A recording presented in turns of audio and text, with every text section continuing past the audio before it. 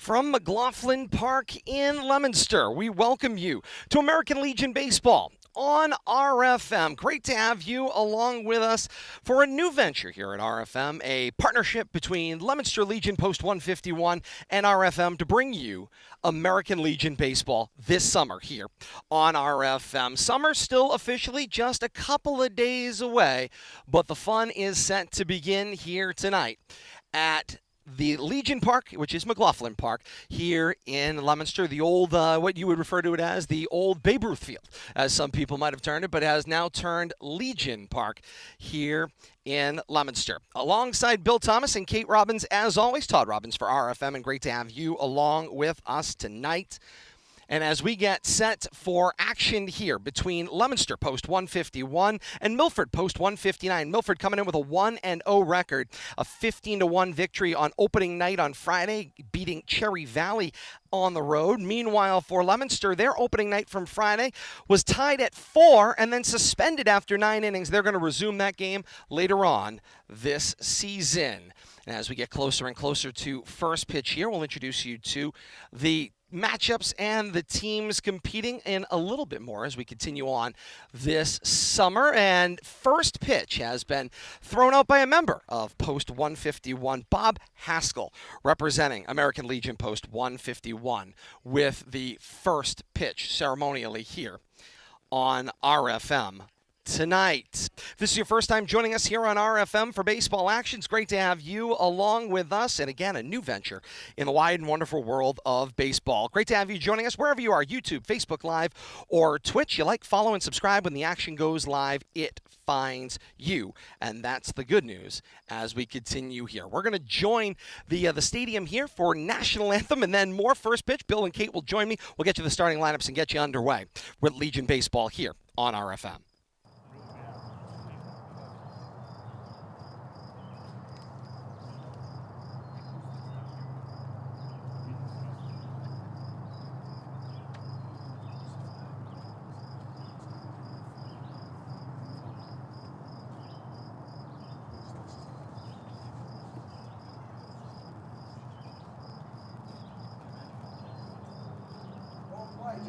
All right, we'll skip it. That's all right. Let's sing. Oh, say, Hey, pick it up a notch, yeah. this is not crap. First home game of the season comes with its own adventure and technical difficulties. Little technical difficulty with the national anthem here at McLaughlin Park. But nonetheless, it's going to be a celebration of patriotism and baseball here on RFM. Welcome in, first member of the broadcast team to my left, Bill Thomas. And Billy, here we go. A new experiment, a new partnership, and a great opportunity to bring fans of Central Massachusetts baseball more exciting action. Oh, absolutely. I couldn't be happy to be covering some of this Post 151 action. And, a great matchup to start off our, I think we're going to have 4 games over the course of the summer, our 4-game set against Milford. Always a powerhouse in this Legion League, and expecting a great competition, great tilt here today. The Leominster lineup's going to have a local flavor, and I'm sure you'll talk about that a little bit more as we get into the broadcast. But I did notice, filling out my lineup card, that some familiar names in the Leominster lineup. Well, and that's the fun part about Legion Baseball. You sort of look at them, although it's Leominster Legion, Milford Legion, you have to keep in mind that they are assembling essentially regional teams. It's a Legion region. Correct. It's a Legion region. That's a really great way of looking at it. That brings together teams from schools all across the region in that particular action. And so, with that, we'll be able to meet various folks. It is under 19 action, so you can have college freshmen that are playing in this league as well. Third member of the broadcast team, Kate Robbins. And Kate, here we go. Leominster and Milford, Post 151 and Post 59, Legion Baseball action. And, of course, you played an awful lot of summer sports in your life. It was an awful lot of summer softball in your world. But Legion is a little bit different. It has that patriotic civic duty connection, connecting, of course, with the American Legion International, as well as, of course, bringing together some of the best in baseball action. Some of your best varsity players will be on display throughout the summer. And that's the fun of it. As you said, you get to play with some of the same people that you were just playing in your high school season, and that's just tremendous. And a lot of times, travel ball can really kind of spread you out, and maybe you'll be with one or two people that you were with during the season, but very rarely do you have, half a team, three-quarters of a team coming in and looking this familiar. Indeed we will. And speaking of familiar, getting the start for Leominster Post 151, Adam Bissett will get the start on the mound tonight. Bissett started his career at Leominster High School, finished it at Fitchburg High School, graduating in the class of 2022, now pursuing a career, speaking of civic duty, as a firefighter in the region as well. Pretty and of course, amazing. keeping the civic duty going in his family. Father, of course, a valued member of the Department of Public Works in the city of Leominster, and so civic duty a part of the Bissett family, and he is out on the mound to get things started. He's throwing to what he says is his favorite catcher, as Tony Savatelli of Leominster High School, now a graduate, class of 2023, does the catching. Bissett rears back, first pitch underway. It's a ball high, and we're underway 2 minutes early here at McLaughlin Park, 4:58 p.m. Yeah, and good point, Todd. We're going to see players out of position from what we normally expect to see, and case in point, Tony Salvatelli behind the dish tonight, starting off, usually playing third base in games we've seen him previously this year for Leominster High School. Count 2-0 to the leadoff batter, Andrew Dennison from Milford Post 59. And Bissett high again, count 3-0 to the leadoff batter, Dennison. Dennison is a Holliston class of 2023 member, so a recent graduate himself. Bissett works from the stretch, hangs the arm, kicks and delivers the 3-0, and that's ball 4 high, and it's a 4-pitch walk to open up action. Tough way for Bissett to start the game. You know how we love leadoff walks to start an inning, and we'll have to see if this comes back to hurt Post 151 here early on. Indeed. Next batter, Lou Consigli, the second baseman. Consigli is a class of 2024 member, Milford High School, so he's just finishing up his junior year as he takes action here this summer. Dennison off at first. Bissett breaking ball over the heart of the plate is down, and the count is 1-0. Let's introduce you to the rest of the Milford lineup. Dennison led off, Consigli up next, batting out of the 3-hole. It's the catcher, Keith Lee. Evan Cornelius does the pitching, bats cleanup. Scott Paglia bats fifth, plays left field. Tyler Wilkie plays third base, bats sixth, and it's a first strike from Bissett as Consigli now levels the count at 1-1. Jacob Smith plays first, bats seventh. Colin Burchard plays right field, bats eighth, and TJ Kiley, the shortstop, rounds out the 1 through 9 order as Bissett disengages and sends Dennison back to first. 1-1 strike count. What a beautiful night here tonight at the park, and it looks fantastic. Big shout out to Matty Hool. 1-1 steal attempt. Savatelli's throw down to second is not in time. Angel Baez places the tag and not able to get him. Call at the plate. A ball. It's 2 balls and a strike to Consigli.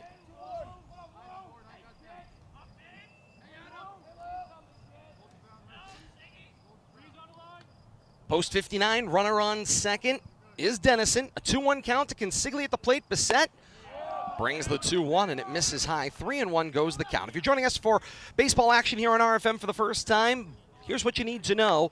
This is an award-winning broadcast with pictures. So it's an award-winning radio broadcast with pictures. So what we can't see due to our limited angles, we're going to fill in with a radio-style play-by-play. As Bissett sees the runner lead off second, stares into Savatelli, hanging the right arm. Comes set now at the chin, and it's a 3-1 pitch. Line drive into the 5-6 hole and into left field.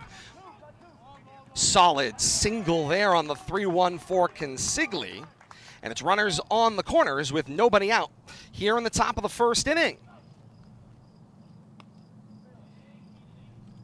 And of course, Kate, if you are a 19-year-old experiencing your first year outside of high school action, you might be trailing behind a little bit the others who are coming out of high school action. Well, I mean, when you think about if you were playing at the collegiate level, your season likely ended in early May. And so you've had weeks and weeks and weeks. Even those teams that did not make the statewide playoffs, the players from those teams, they've had a few weeks off. So some rust will have to come off. They'll get there. Another junior from Milford's class of 2024, Keith Lee, the catcher, sees a first pitch strike, and the count is 0-1.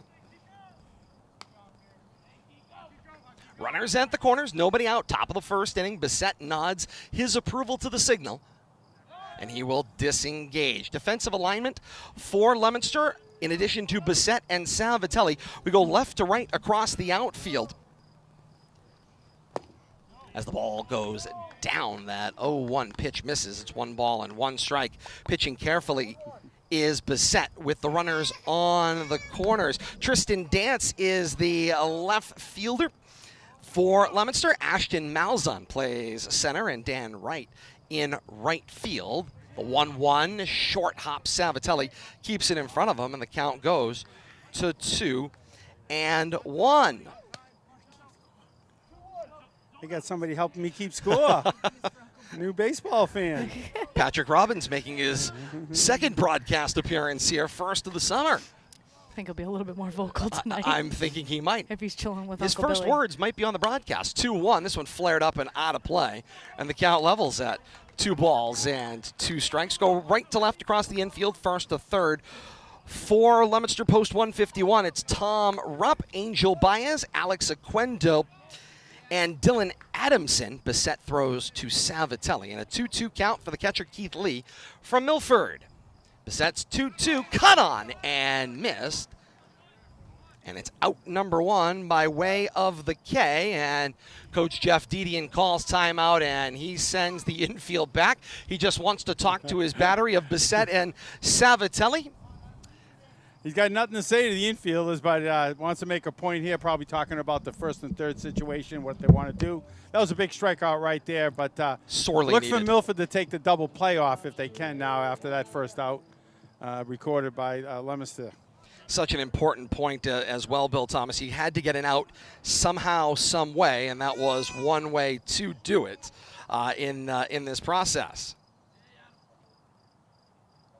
Kate, what are you seeing from Bissett early here? It looks like maybe a little trouble at the hip. Got to bear down more on the follow-through.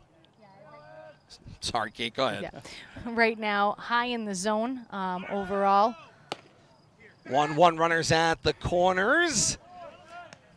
Could almost Sigley see, moves I up think on the play. And both teams knew something was going to be on there, especially after that first out of the inning. But that didn't take that long, little guy.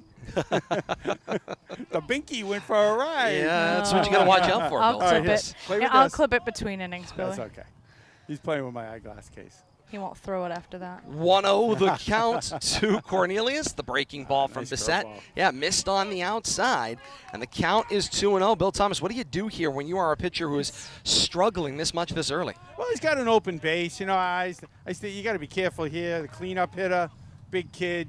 Don't let him drive the ball early on. Clearly steering the pitch, though. Indeed. Evan Cornelius just graduated from Milford High School, class of 2023.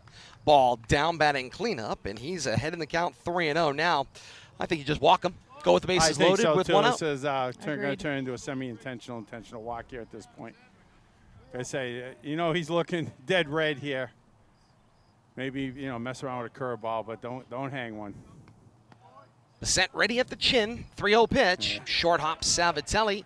He'll keep it in front of him. It's another 4-pitch walk. 55-footer on top of that. Yep. Not a good series of pitches there for Bissett.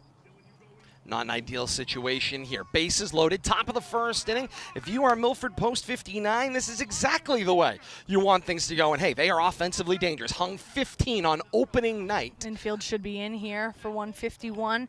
We got a force at the plate. I don't see them coming. I would necessarily say at least in on the corners, Kate, but good observation there. Check swing. They ring it up for strike number 1. You like to see maybe 2 in the middle, but the corner's got to come home. There's no way you're going around, you know, unless it's a really sharp hit ball to They're third, not in at maybe. the moment. Looks like they're conceding a run at I think they might be. Potentially. Here's the Looking pitch. for a double play. Paglia, the lefty, fouls this one up and out of play, and he's in the hole 0-2. It's the first hitter that Bissett has been ahead of.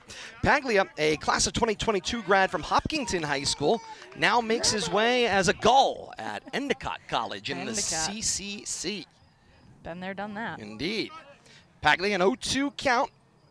Bissett brings the 0-2 and sends that one to the backstop. Here comes the runner from third, the flip to home, and the foot is in for the first run of the ball game. risky play there, not sliding, but good play nonetheless. Got that foot in right at the last second. Just ahead of the tag. The flip might have been there, but just ahead of Bissett's tag. And the 1-2 count now to Paglia at the plate. Runners on second and third, one out and a run already in.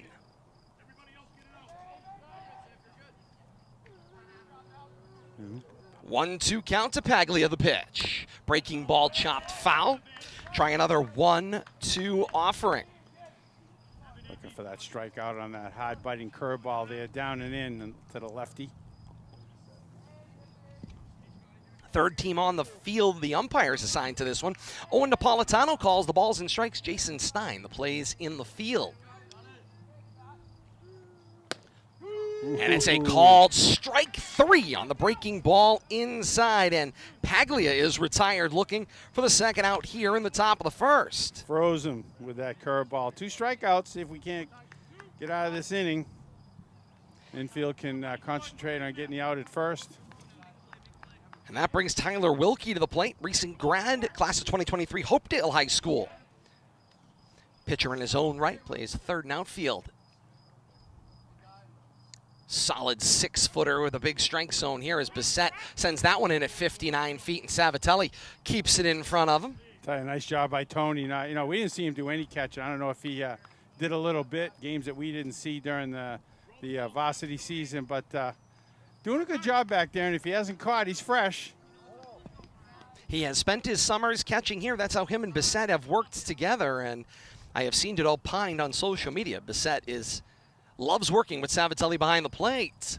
Ball misses outside, and the count goes to 2-0. Top of the first inning, first American Legion action here on RFM, streaming on YouTube, Facebook Live, and Twitch. Todd Robbins, Bill Thomas, Kate Robbins, Patrick Robbins, the whole family of RFM is here Diamond Side tonight. He's going to be on there tonight. Oh, there's a baseball game. Huh? Indeed. I'm having too much fun over here. Bissett a little high, and Wilkie says not high enough. He'll jack this one up and out of play. You got to go very high to miss Wilkie's strike zone. I think you're right about that. I think we also lost Bill Thomas to Uncle Billy's. I'm Uncle paying Billy's on attention. Uncle Billy duty.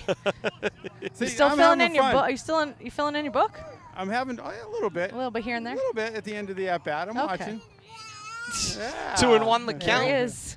To Wilkie, little jackknifes chin out of the way. Should have left the ball. I had misplaced it. 3-1 goes the count. See, the nice in thing the old about book. this, Kate, I can just give them back anytime I want. That's right, So- you can. That's the great part about being an uncle. We own him. We own him. 3 balls and a strike to Wilkie. Ooh, we got motorboat going. Bissett ready at the chin. Runners on second and third the pitch. And this one's popped up and out of play by Wilkie. Fills the count. 3 balls and 2 strikes. Top of the first run already in. The leadoff walk for Dennison came around and scored on the wild pitch. You know It's how we love 1-0 walks. Right, Todd? Milford. It You just know how we always love seems to work walks. out, doesn't it? No matter who it is, leadoff walks, I don't know what the stat is. Got to be at least 50% of the time going to come around to score. Bissett ready.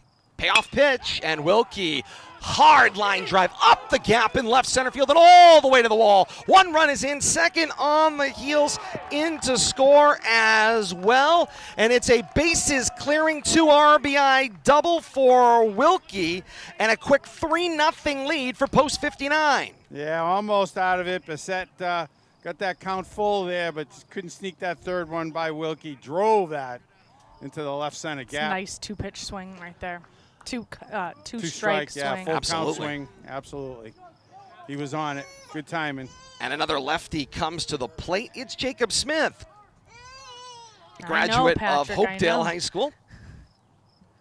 Sets first pitch to Smith, misses outside, and the count is 1-0. Pitch is starting to add up here in the first inning for Bissett, too.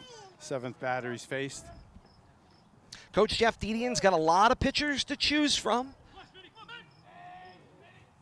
See how long he hangs with Bissett here. Certainly let him finish the top of the first inning, then see where you're at.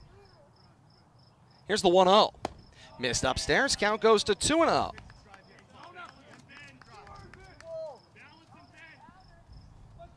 Heard Coach Dedian say balance and bend, and I think the bend is what you're missing right now on Bissett on the finish of the pitch. Yeah, and that's where he's leaving the pitches up.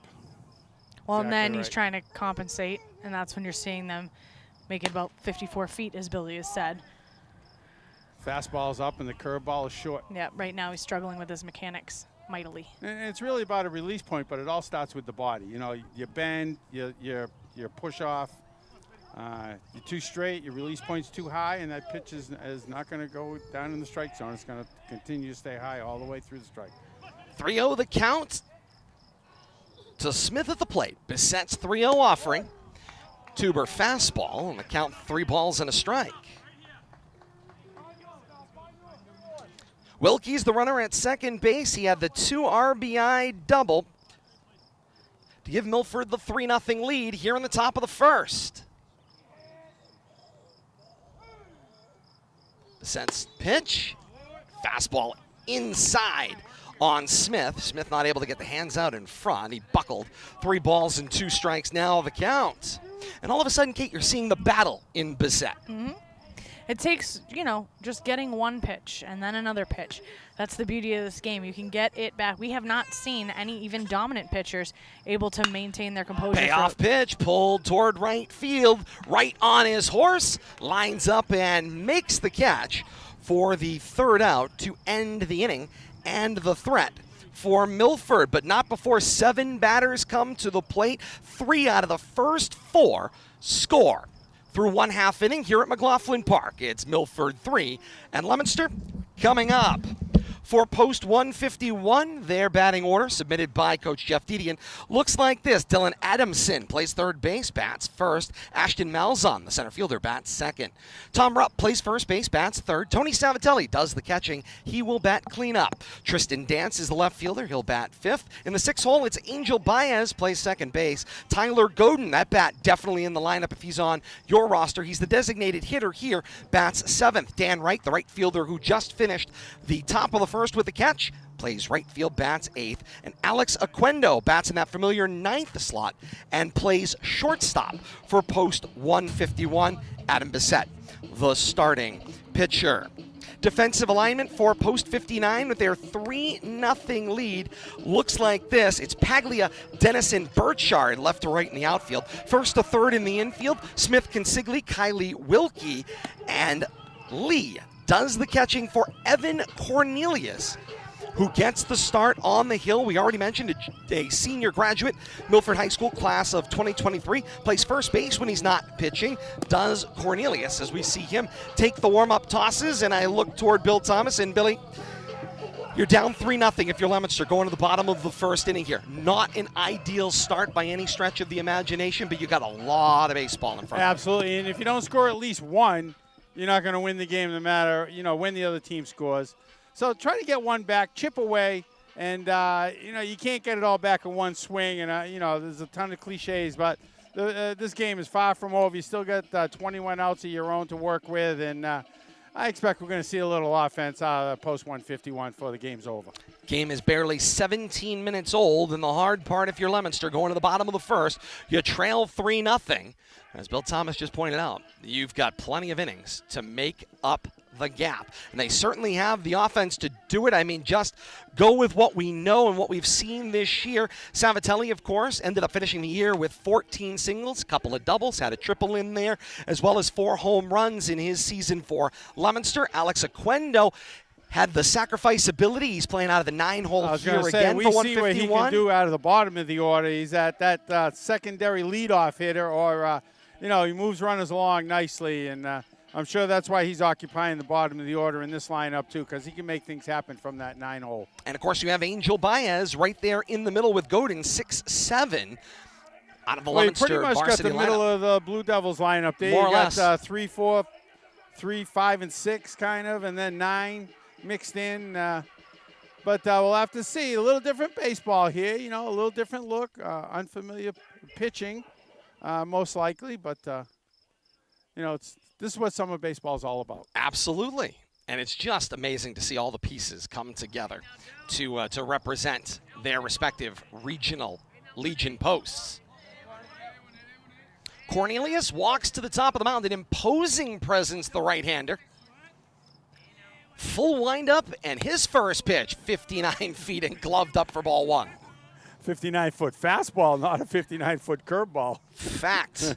Dylan Adamson does the leadoff hitting for Leominster. He is a Lunenburg High School class of 2023 member, just graduated. He's second pitch from Cornelius. Down count is 2-0. He's on his way to Salem State in the fall. He will major, Bill Thomas, in geology.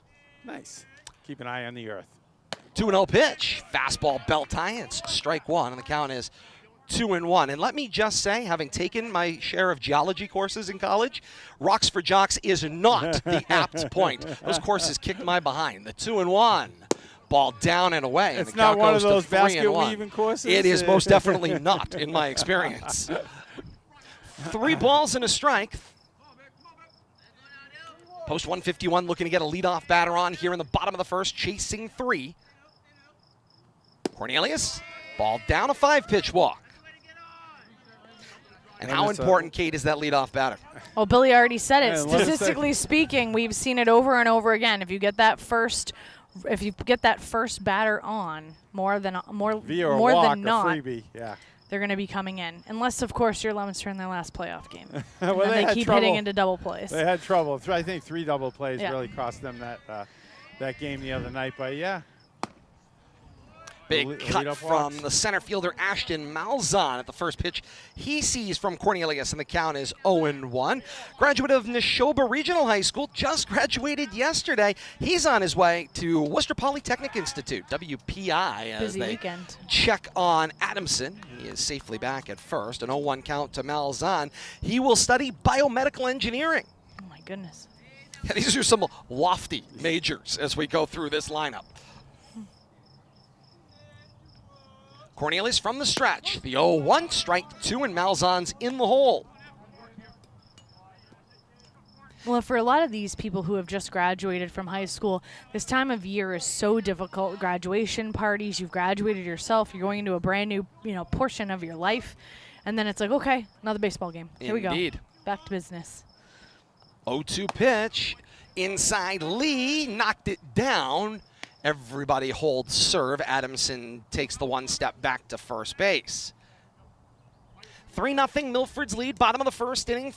Second batter up in the inning for Leominster. Tom Rupp waits on deck. Savatelli behind him. 0-2 the count to Malzahn. Cornelius kicks and delivers. Up and outside, and the count is 1 ball and 2 strikes. Billy, I suppose that's always the great part. 2 balls and 2 strikes. Thank you, Bill Thomas.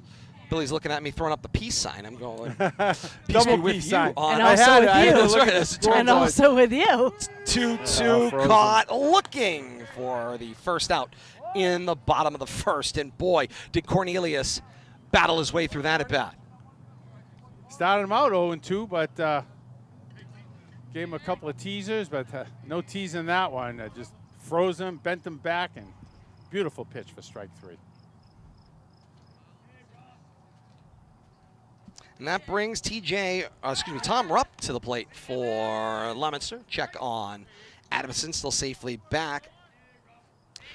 Rupp is 6'7", 250 pounds, and he looks every bit of 6'7". Is 2-0. He's a graduate of the class 2023 from the Winchington School. On his way to Limestone College, study physical therapy.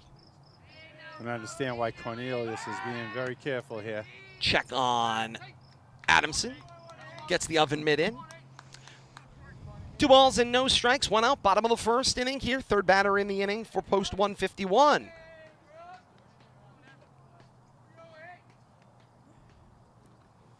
Cut on and missed on the 2-0, and it's a 2-ball, 1-strike count. I mean, talk about imposing presence. You've got Cornelius, who himself is an imposing presence. Then he walks up the bump, and he looks down angle at 6'7" in Rupp. I mean, my oh my. Rupp lifts this one over our head and out of play, and he is in a balanced count. 2 balls and 2 strikes.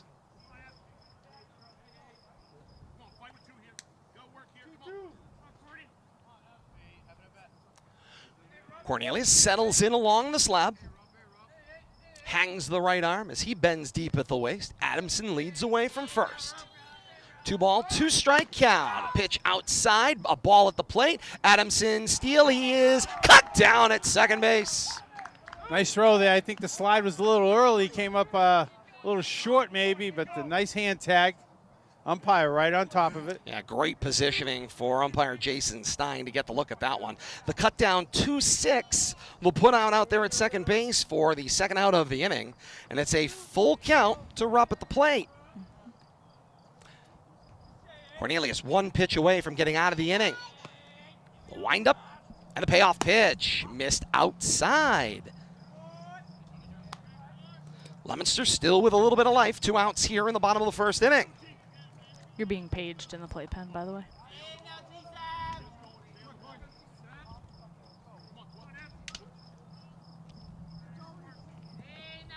Tony Savatelli comes to the plate.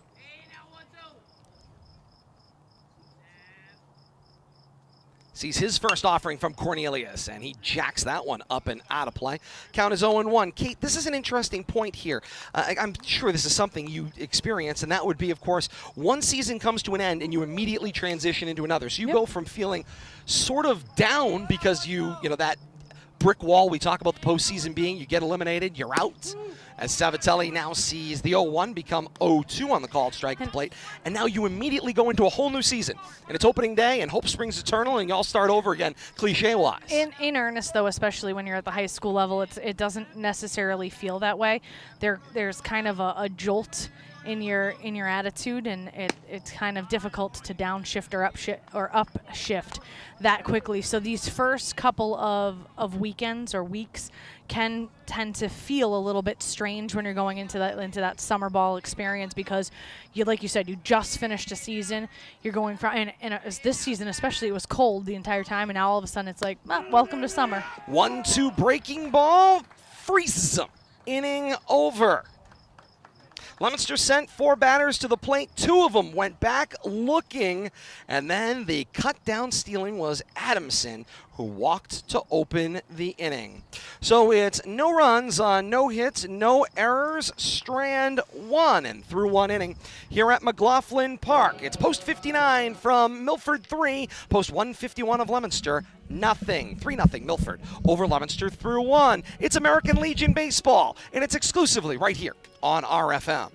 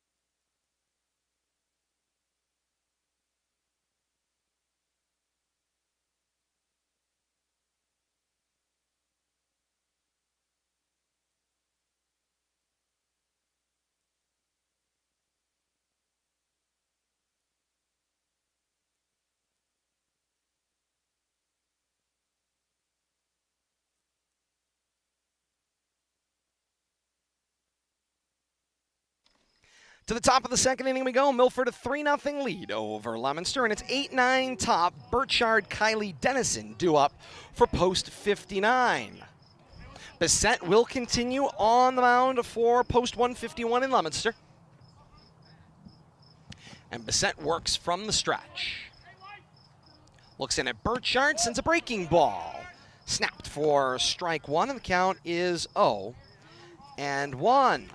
Starts this inning off a little better through 5 straight balls, top of the first. Got to have a shutdown inning here for Bissett. Working the bottom of the order here, and can't let Milford come back and score again. Count levels at 1 ball and 1 strike. Bill Thomas, you're going to love this when I drop this in. Hang on. 1 ball, 1 strike. The count to Burchard at the plate and the pitch. Teasing, And snaps that one foul, and the count 1 ball and 2 strikes. Burchard, a class of 2023 graduate from Nipmuc Regional High School. Nice, he's a warrior. Indeed Warriors. he Who is he? I'm going to have to say hi to him. It is 50 Colin years Burchard. ago, I graduated. 49, actually. Don't date yourself, Billy. Well, hey, I ain't afraid to admit Still that I'm upstairs, upstairs, upstairs, upstairs. 1-2 misses high. 2 balls and 2 strikes. Kate, it's a long summer. It's a long game. Bissett probably has got one of the fresher arms, so I can understand why you'd lean into it. The question is, how long do you lean into this? Like you said, it's early in the season.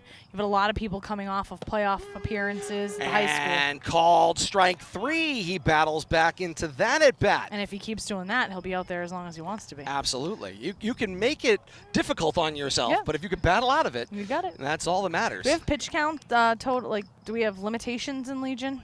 They do. Okay. They do, as a matter of fact, yes. Fab. They are akin to the ones we've seen in Massachusetts high school. Few pitches higher. Okay. Yeah. Days rest. Well, you got, similar. plus you're dealing Yes. with a little older group of kids, too. Correct. Sometimes. So, a little more mature. We'll give them a little more, leniency to play with. Patrick is just staring at him. Count is 0-1 He's so good. to Kylie. Kylie just graduated Holliston High School. An infield specialist. And he's in a 1 ball, 1 strike count. And Kylie, although I don't have an official number here, Kate, 8. 5'4", Oh. 5'5". Ball misses upstairs. 2 balls and a strike. So you want to It's talk probably about my height. the differentiation. 6'7". 6'7", 5'5". There is a range of athletic size you're seeing on the Well, field. and that's here. the beauty of the game of baseball as well. I mean, when you're talking about other professional sports, you're not going to find that in the NFL. You're not going to find that in the NHL.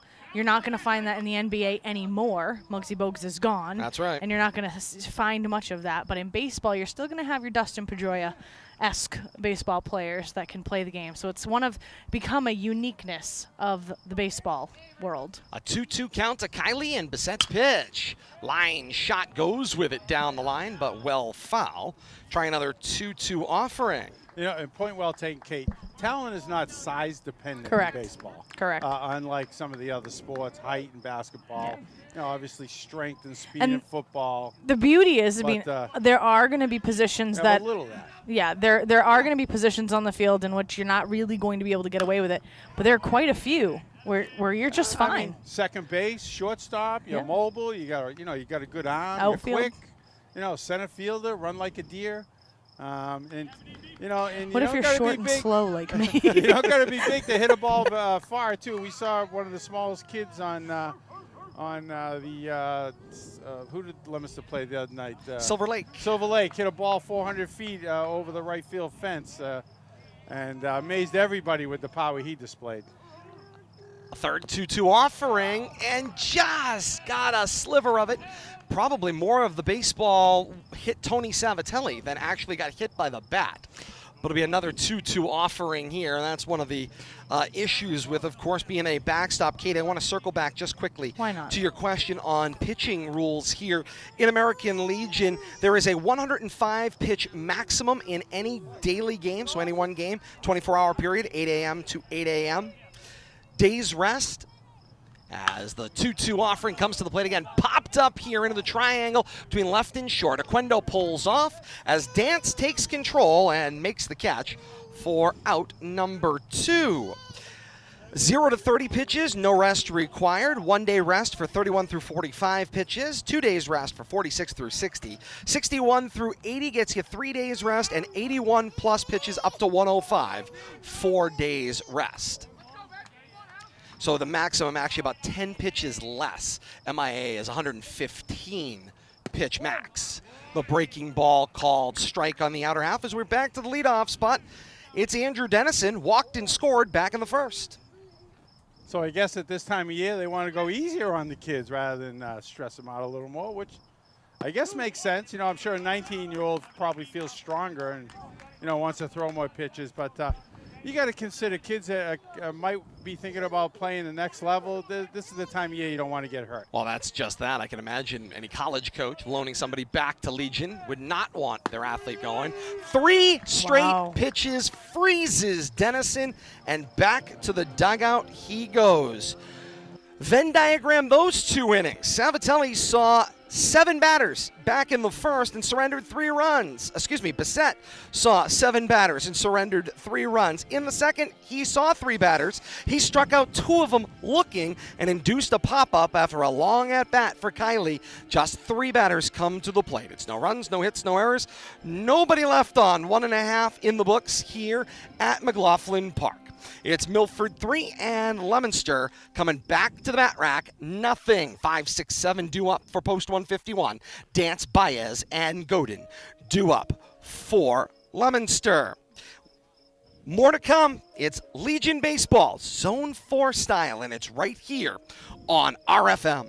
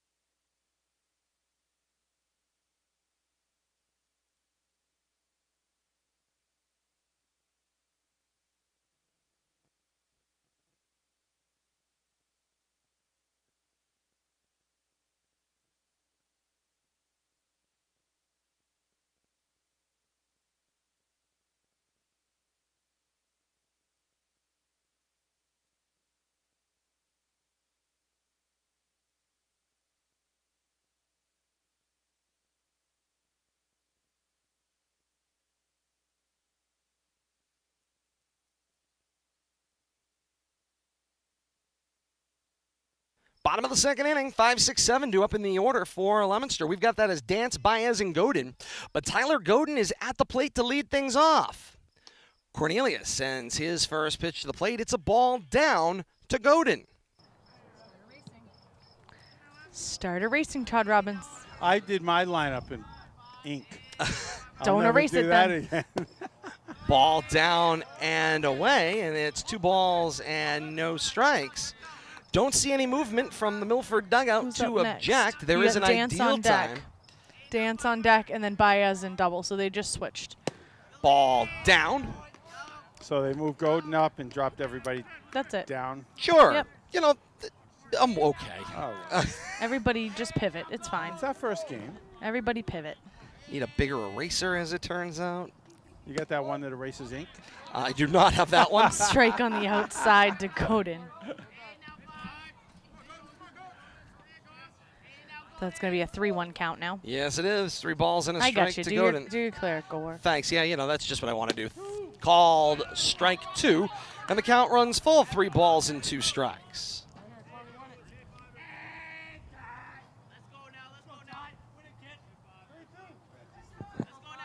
Welcome to summer baseball.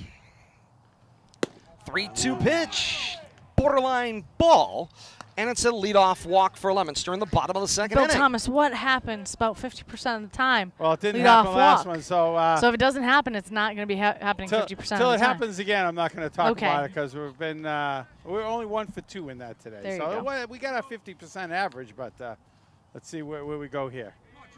Speaking about the leadoff walk, Indeed. That's why I said it. I know. And Tristan Dance takes a mighty hack at his first offering he sees from Cornelius, and he's in the hole. 0-1.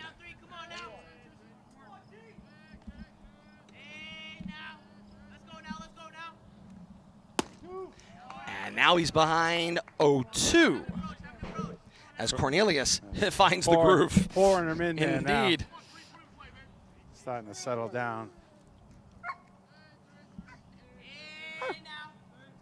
Barked. You heard the dog. 0-2 pitch. He Dance did. hit on the ground, holding firm as Wilkie goes to second for 1, and they'll cut down the lead runner, so Dance will reach on a fielder's choice.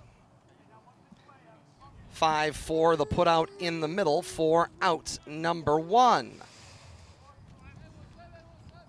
And that brings Angel Baez to the plate. Baez just finishing his junior year at Leominster High School, graduate of the class of 2024. He is undecided about his future as they check on Dance over at first. Feels like he was a senior because we've known him since he was a I freshman. was gonna say. We've seen him play a lot of baseball. He's got 1 more year to go. Get to enjoy him next year again. Baez first offering from Cornelius. Misses the corner and the count's 1-0.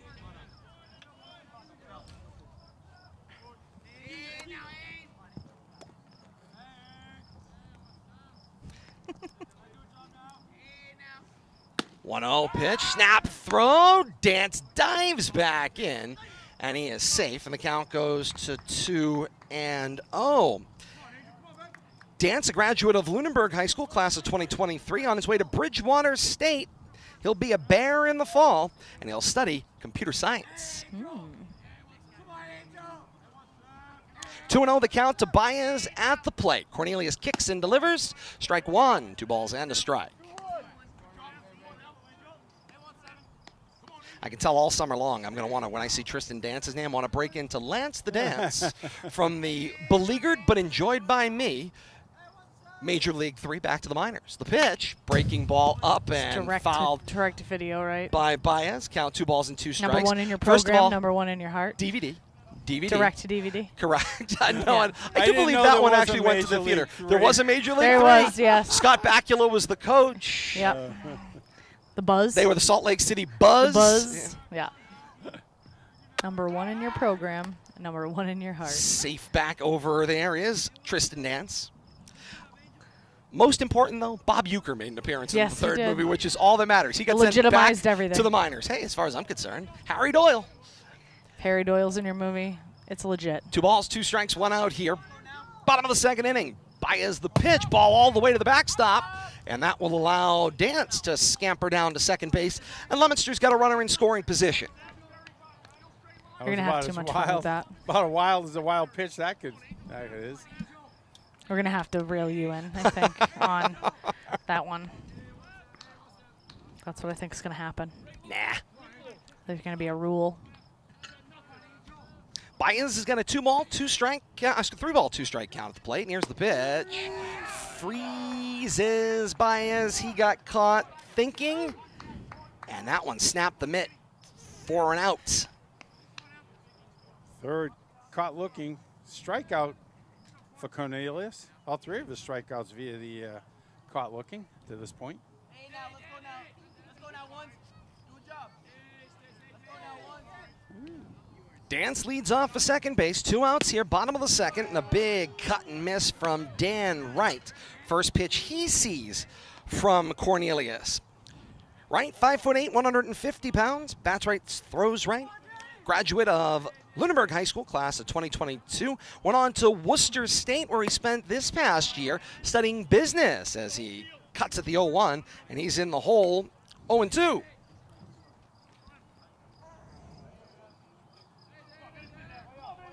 The 0-2 count to right. Cornelius would like out of the inning. Stares at Dance. Kicks and delivers. Ball down and away. Count 1 ball and 2 strikes.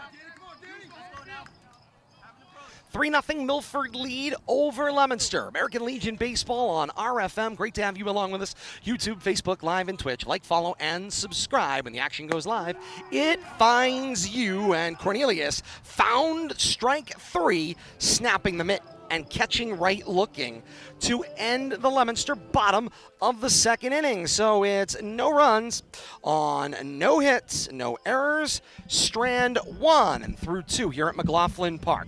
It's Milford 3 and Leominster nothing. Post 59 on top of Post 151. A break and we're back with more summer baseball, and it's right here on RFM.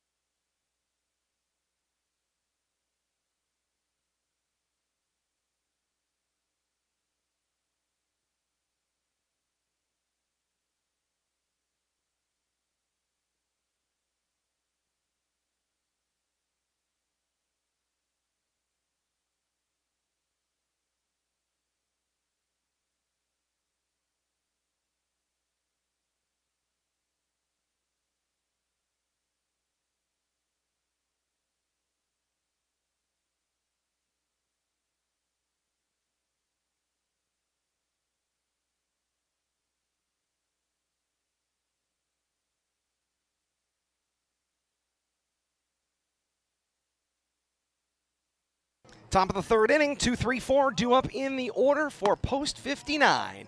Bissett continues on the mound for Leominster, and Luke Consigli leads things off. Sees ball 1 drift high. Consigli singled and became a run scored back in the 1st. He scored on the stand-up double from Wilkie. 1-0, still high. Count 2 balls and no strikes. If you know anything about Milford, the Consigli name is quite prominent in the Milford area, construction and politics, and just all over the town of Milford. Growing up, Consigli family very prominent. Still is. 2-0 pitch called strike knee high, and the count goes to 2 balls and a strike.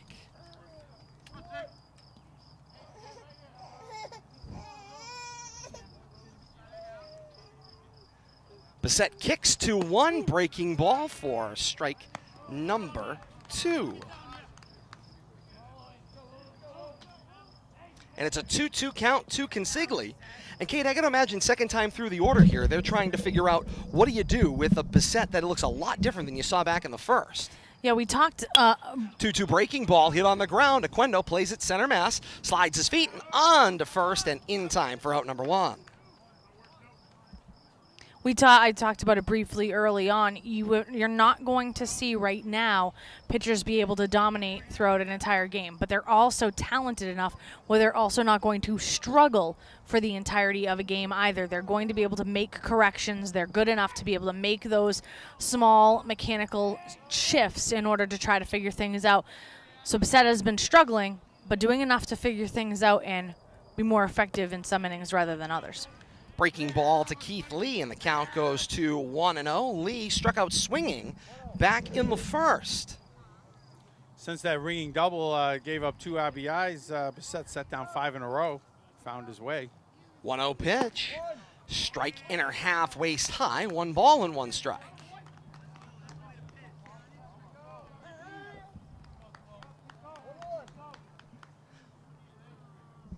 Bissett seemingly getting stronger with each batter he faces. Comes ready at the chin with a 1-1 pitch. That one, 58 feet for ball 2. 2 balls and a strike.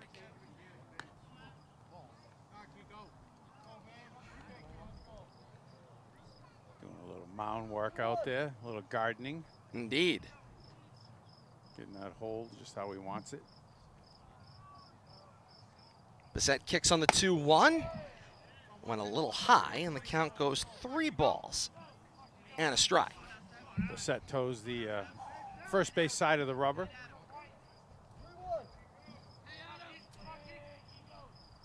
Squats down, gets a look, comes ready at the chin from the stretch. 3-1 pitch, too low, ball 4. So it's 1 on with 1 out here in the bottom of the 3rd, and it brings the pitcher, Evan Cornelius, to the plate. Helped his cause with a walk and became a run scored back in the 1st to give Milford that 3-0 lead.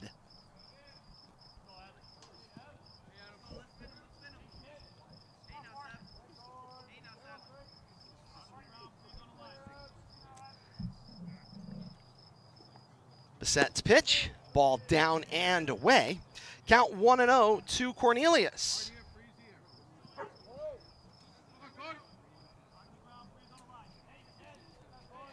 What a beautiful night here at the Oh, park. absolutely. Dead calm. 1-0 pitch, hit on the ground by Cornelius into that 5-6 hole. Aquendo with traffic in front of him, slides and knocks the ball down, but can't do much else with it. It's an infield single for the pitcher Cornelius. Yeah, Adamson cut in front of him there. I think distracted Angel a little bit. Going to be a tough play anyways, but kept the ball in the infield. Best shot was maybe up the middle. It would have been his closest shot, but I think you're right, Bill Thomas. Would have been hard to make a play either way, hence the infield single. Yeah, I think third baseman gets his glove in that ball. It's the only chance for an out there, but got under him. 2 on with 1 out here. It brings Scott Paglia to the plate. Struck out looking back in the 1st and takes a mighty hack at that offering. He's in the hole 0-1. That and brings the coach Jeff out of the Didian's dugout. off the dugout chair and sprint. running in as Paglia is in the hole 0-1. He's pointing to right field. He's like, look, I don't want the ball out there in the fence, over the fence. He's like, come on. Very emphatic out there. Pointed to right field multiple times. 3-0 Milford's lead, top of the 3rd inning here. You know, when you talk about what kind of conversation, I would have loved to have heard That one was quick. That was pointed with some pointing. Count 0-1 to Paglia. And a timeout called at the plate.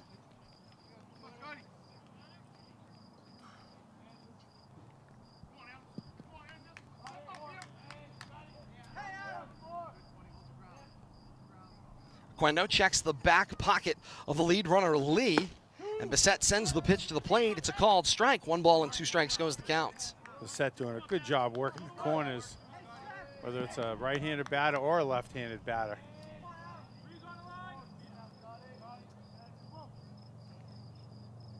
Set ready. Runners on 1st and 2nd. The pitch. Breaking ball. Went toward it. Now the runner starts to feint toward 1st. They say went too far. It is a swinging strikeout.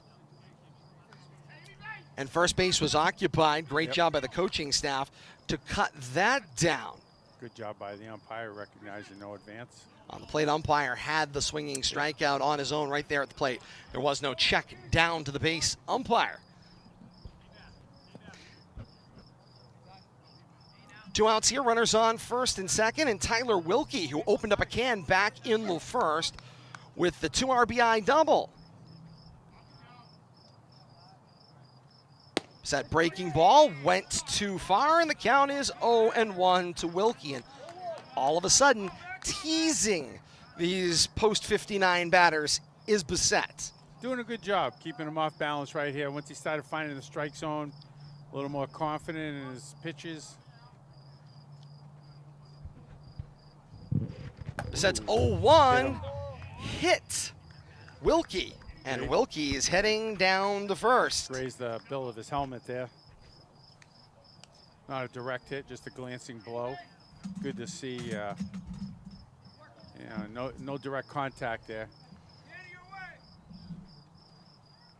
That does fill him up with 2 outs. Indeed it does. Bases loaded, 2 outs. Top of the 3rd inning. Jacob Smith comes to the plate. He ended the attack back in the first, flying out to right field, did the lefty. Bissett kicks and delivers. Breaking ball, missed outside, and the count is 1-0.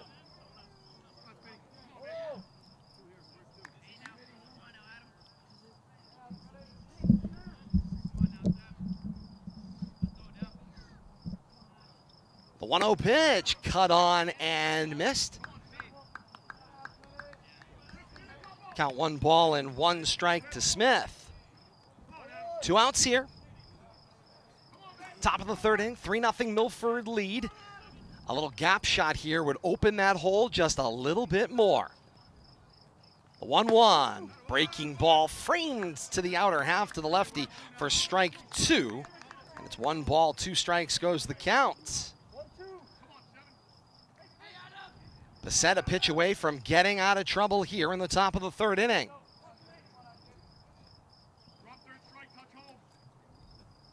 Bissett ready. 1-2 kick. Line shot toward right field. It is knocked down, but not caught by right. 1 run is in. 2nd one on the way to the plate is Cornelius. And it's a 2 RBI single with 2 outs here in the top of the 3rd. And a 5-0 Post 59 lead. And guess what came around to score, Kate? The walk. A walk. The leadoff walk. Even though it was a 1-out walk, still came around, found its way to home plate. 2 big RBIs right there with 2 outs. Second time Bissett's given up a 2-out hit that led to 2 RBIs. Runners on 1st and 2nd, and Bissett facing the 8-hole hitter, Colin Burchard. First pitch is a ball high, and the count is 1-0. Burchard caught looking. Leadoff batter back in the 2nd. Bissett ready, and the pitch. Checked his swing, but went too far. Count 1 ball and 1 strike.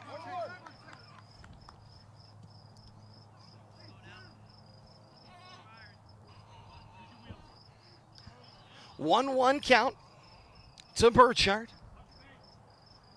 Runners on 1st and 2nd. The pitch. Got underneath that one and lifted it out of play, and the count goes 1 ball, 2 strikes. Bissett strike away from getting out of this inning again. Gave up that 2-out hit to Smith, the last batter. 2-strike hit with 2 outs. Milford with a 5-0 lead, 2 runs already in the inning. Now Leominster looking to get out of the inning. Hit on the ground was the 1-2, and it is into the coaching staff foul. 1 ball and 2 strikes up that 3rd base line. So another 1-2 offering with 2 will be on its way to the plate.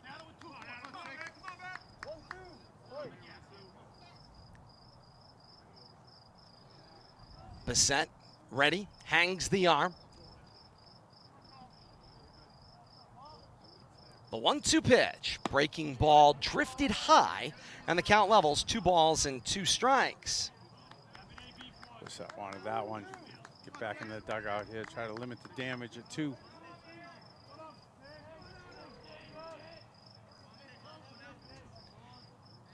Two balls, 2 strikes, the count to Burchard. Here's the pitch. Cut on and missed. He's frustrated. The inning's over.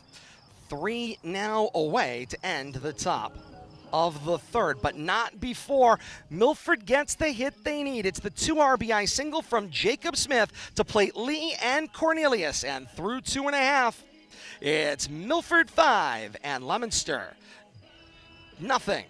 Head to the bottom of the 3rd.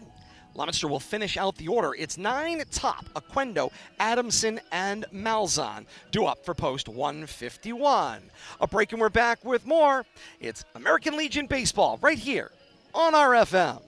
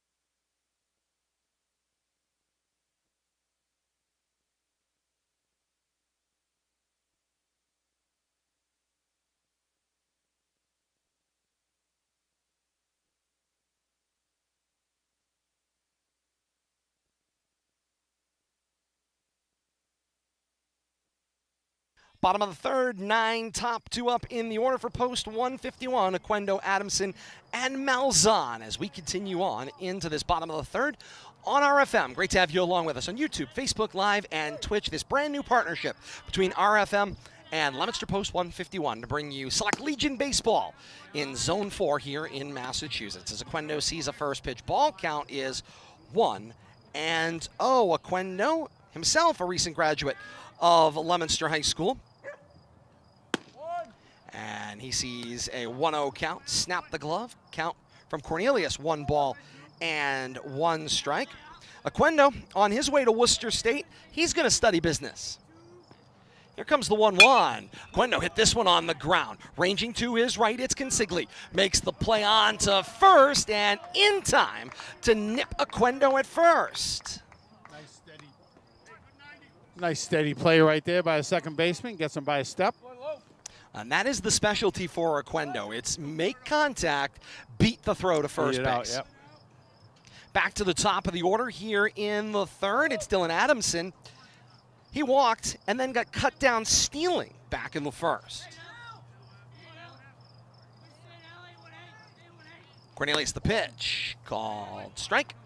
Count is 0-1. Multiple times now we've mentioned business and we've mentioned Worcester State. I think that's one of the other cool parts of what you're going to see developing here as we go through our broadcast this summer. The 0-1 breaking ball, and that sent Adamson out of the way and then broke back for strike 2. You're going to see players that are going to be in each other's classes coming up in the months ahead, which is awesome as well.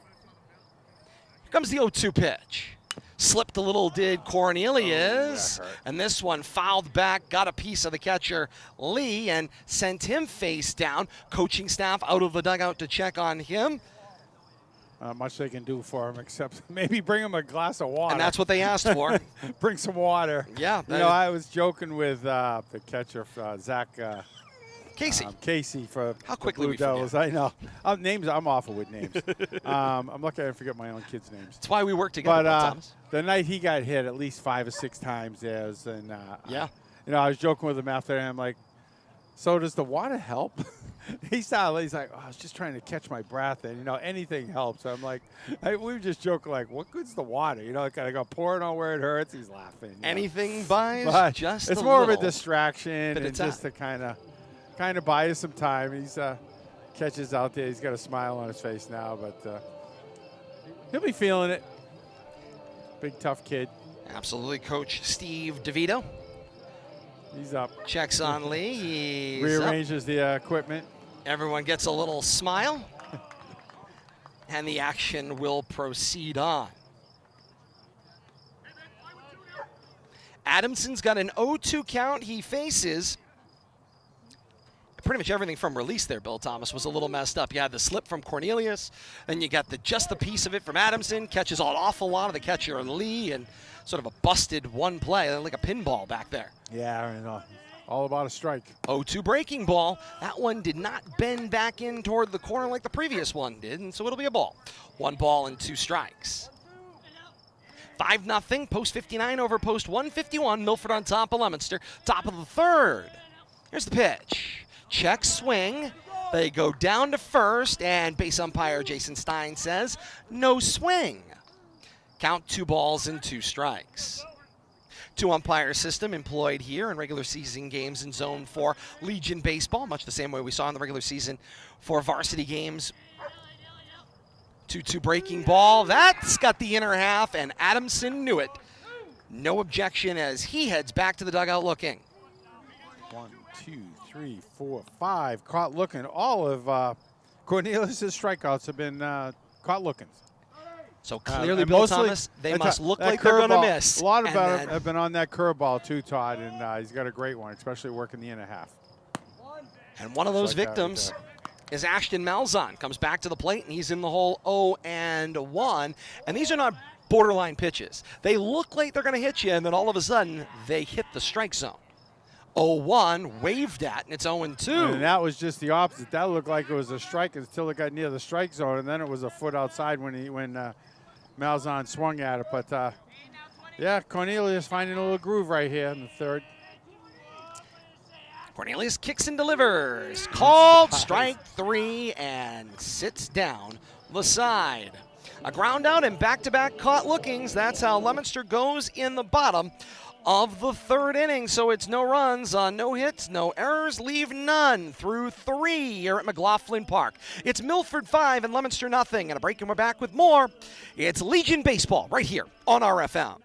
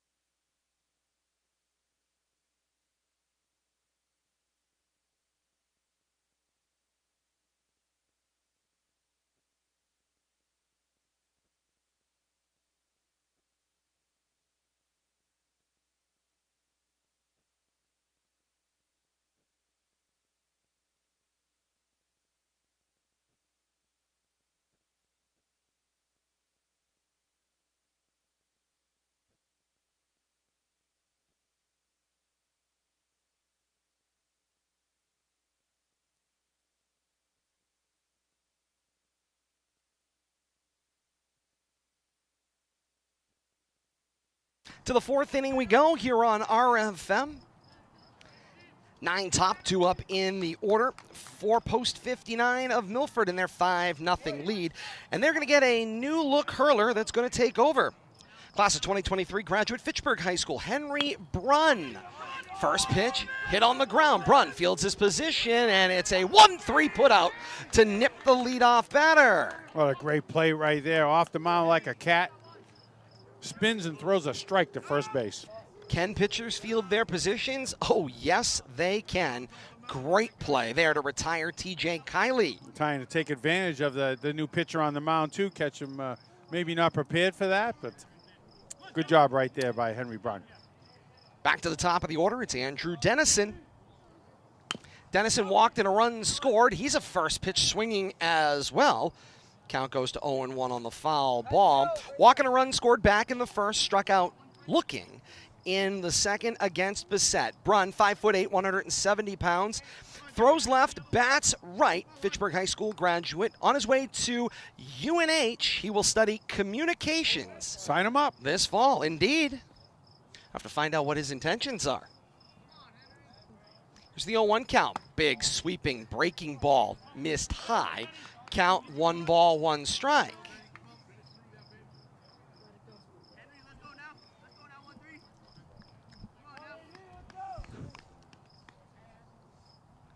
The lefty kicks and delivers the 1-1. Too high, 2 balls and a strike. Brunn, part of a Fitchburg High School program that had a really solid season. First time in as many years you didn't see Leominster and Fitchburg square off. Boy, we didn't have the action for you. 2-1. Off speed, fooled everybody. And it'll be a 3 ball, 1 strike count. Savatelli had trouble handling. It was almost like a knuckleball there, Bill Thomas. Trouble gloving it up. Yeah, we didn't see the Fitchburg on the baseball side. I don't think they played. I asked They did Chad not. if they were meeting, and he said they weren't this year. 3-1 fastball misses down, and it's ball 4. Dennison works the walk. A 1-out base runner here in the top of the 4th inning, already with a 5-0 lead, and Lou Consigli comes to the plate. Singled and a run scored back in the first, grounded out to the shortstop, Aquendo in the 3rd.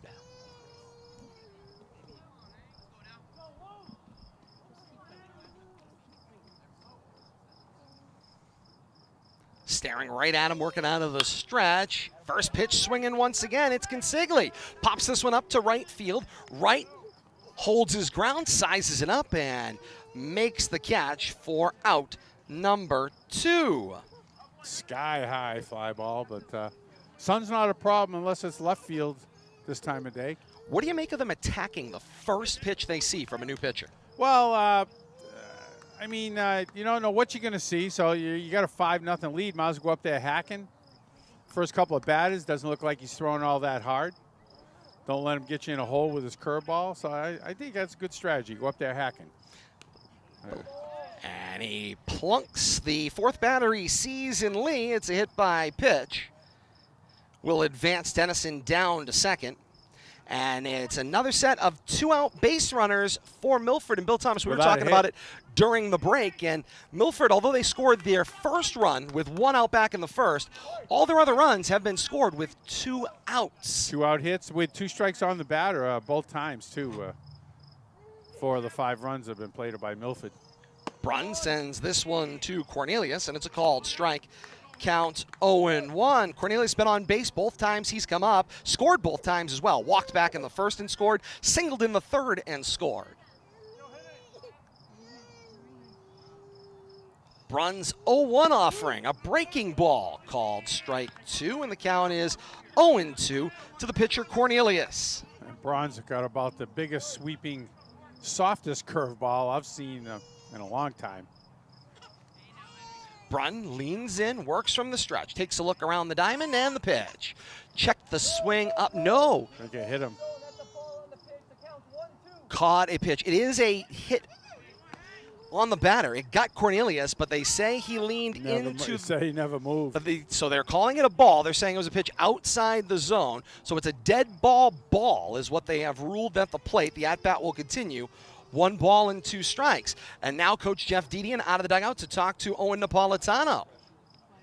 And Coach Steve DeVito would like to come down and ask questions. He'd like an explanation as to why now the runner is not getting first. So first, it's why wasn't it a strikeout? Why wasn't it strike 3 called? And then why wasn't it, a hit batsman, send my runner down? Both coaches leave dissatisfied, but I mean, the fact that he never flinched, I mean, didn't try to lean back or anything is kind of an indication that he saw a soft he was pitch and held his he breath. was taking that curveball for the team, and the umpire was having none of it. 1 ball, 2 strikes, 2 outs here. The pitch, breaking ball, Cornelius reaches for it, grounds it toward Baez, kicks off of Baez and into shallow center. Around third and in to score is Dennison from second, and it's a 6-0 Milford lead. Another 2 out, I don't want to call that a hit, but putting the ball in play with 2 outs leads to an error and another run plated. It'll be an E4 that allows Cornelius to reach. And Lee will advance on down to second base. Runners on first and second. 2 outs here. More 2-out scoring for Post 59. And Paglia continues, the left fielder. He stands in, caught looking in his first at-bat, struck out swinging in the third.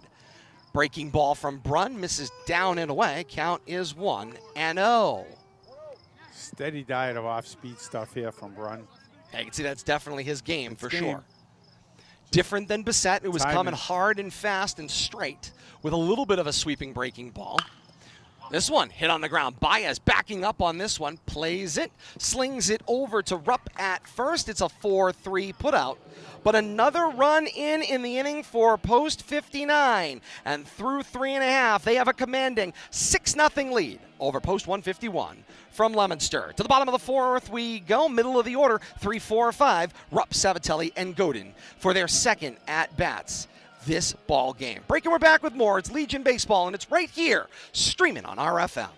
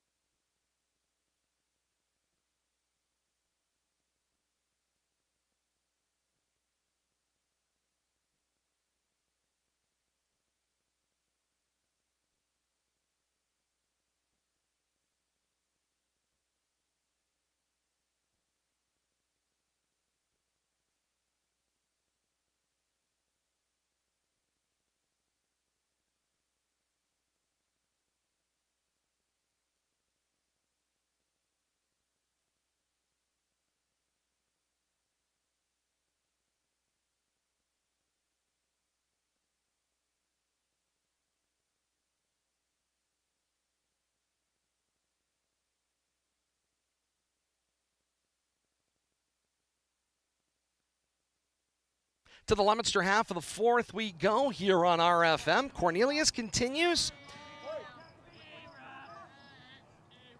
Tom Rupp leads things off. Walked and stranded and is only at bat back in the first. And Cornelius snaps the mid at knee high. Fastball inside. Count is 0-1.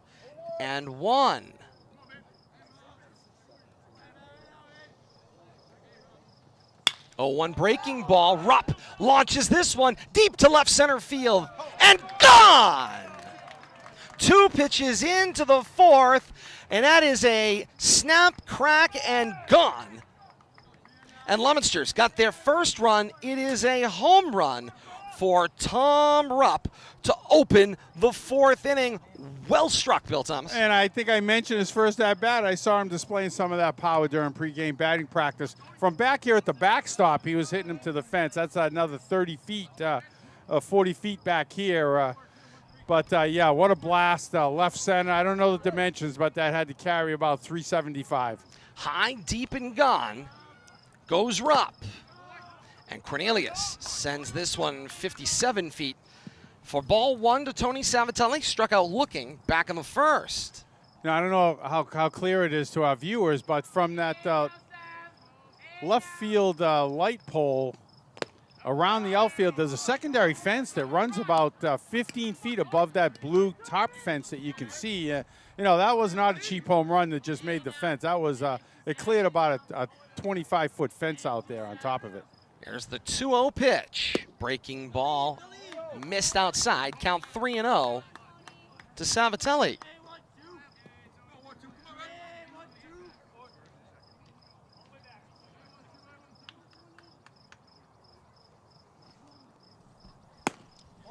The 3-0 pitch called strike. Count 3 balls and a strike.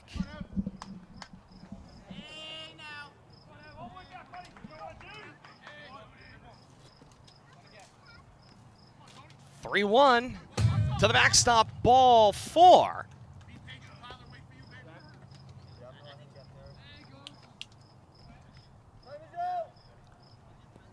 And it's a walk for Tony Savatelli on 5 pitches. And Leominster's got something going here in the top of the 4th. And that's going to bring some conversation from the Post 59 dugout. Pitching coach out for a conversation here, and that's what it is, Bill Thomas. One swing. They've been one swing away, has Leominster. And Cornelius, he's a power pitcher. He's supplying a lot of the juice. You just got to get your bat to impact the ball. Yeah, but, up to this point, he's been cruising too, Todd. He had set down 4 in a row. He's got a number of caught look-ins, and, I think that pitch might have, that blast might have surprised him, but it was a solo home run. If you're going to give up a blast to the big guy, give it to him with nobody on. But, a couple words from the coach. Settle down a little bit, and let's reset. Brings Tyler Godin to the plate. Godin, one of the hottest hitters on his high school team in Leominster this year. Had the top batting average throughout, was the top stat man for the longest of time till the closing month of the season. Ball misses high, count 1-0. Some youngster freshman took over some of the batting stats. Pesky freshman. Who's on this Post 151 team, by the way? He is, Mark Garner. Youngest player, I'm going to guess, is a one sophomore. One of 2. They have 2 freshmen going to be sophomores. The other one, Nick Colavito from North Middlesex. Here's the 1-1. Breaking ball is tackled by the catcher, Lee. And the count goes 2 balls and a strike.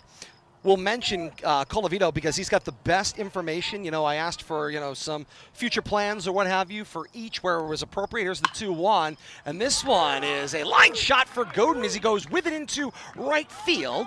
Station to station goes Savatelli. And Leominster got the home run already with their first run in. And now nobody out and 2 on here in the bottom of the 4th inning. Nice knock through the right side, but you're right, station to station here, nothing fancy. Down 6, don't want to get too much, too quick, too greedy. Tristan Dance comes to the plate, reached on a fielder's choice and stranded at second, back in the second. Close that note on Colavito, the other freshman going to be rising sophomore as Dance attempts to bunt and comes up short. Count is 1-0. Get the bunt down. I was going to say, should we introduce him to part of our broadcast team? The mean bunt lady, as the case may be. Many of them know me. I was going to say. It says of Colavito, his future plans, as Dance shows bunts this one down, up with it Lee. He double clutches, waits for traffic to clear, and still throws Savatelli out at third base by a 2-5 put out. Nice job right there. Pitcher was in the way, like you said, had to wait for the traffic to clear and fired a strike down there at third base. Good heads-up play by the catcher. Absolutely phenomenal. You would think often players, they've got that running clock in their head, and as soon as you clutch the first time, typically they're going to wheel around and just take the sure out at first. Lee did a great job to maintain his composure, let that traffic go by, and then cut down the lead runner. Brings Angel Baez to the plate. Leominster now 1-out runners on first and second, and Baez in the hole 0-1. I'm getting this point in on Colavito. It says he is way too young and raw to have a clue what he wants. That's the world's best note I have ever gotten. So there you go. Ball misses high to Baez. Count 1 ball and 1 strike. I love it. I agree, though. No rush. You got your entire life. I'm still saying that about myself. I don't ever want to grow up. Cornelius the stretch, the 1-1 breaking ball. Inside strike 2. Well, One Billy, ball, you're 2 doing that with strikes. gusto. 1 ball, 2 strikes, 1 out here. Bottom of the 4th inning and a run already in for Leominster. Runners on first and second. Cornelius up with it. The pitch. Baez, a mighty rip. And he is retired by way of the K. First struck out swinging adds to the 6 caught lookings that Cornelius already has, and it's strikeout number 7.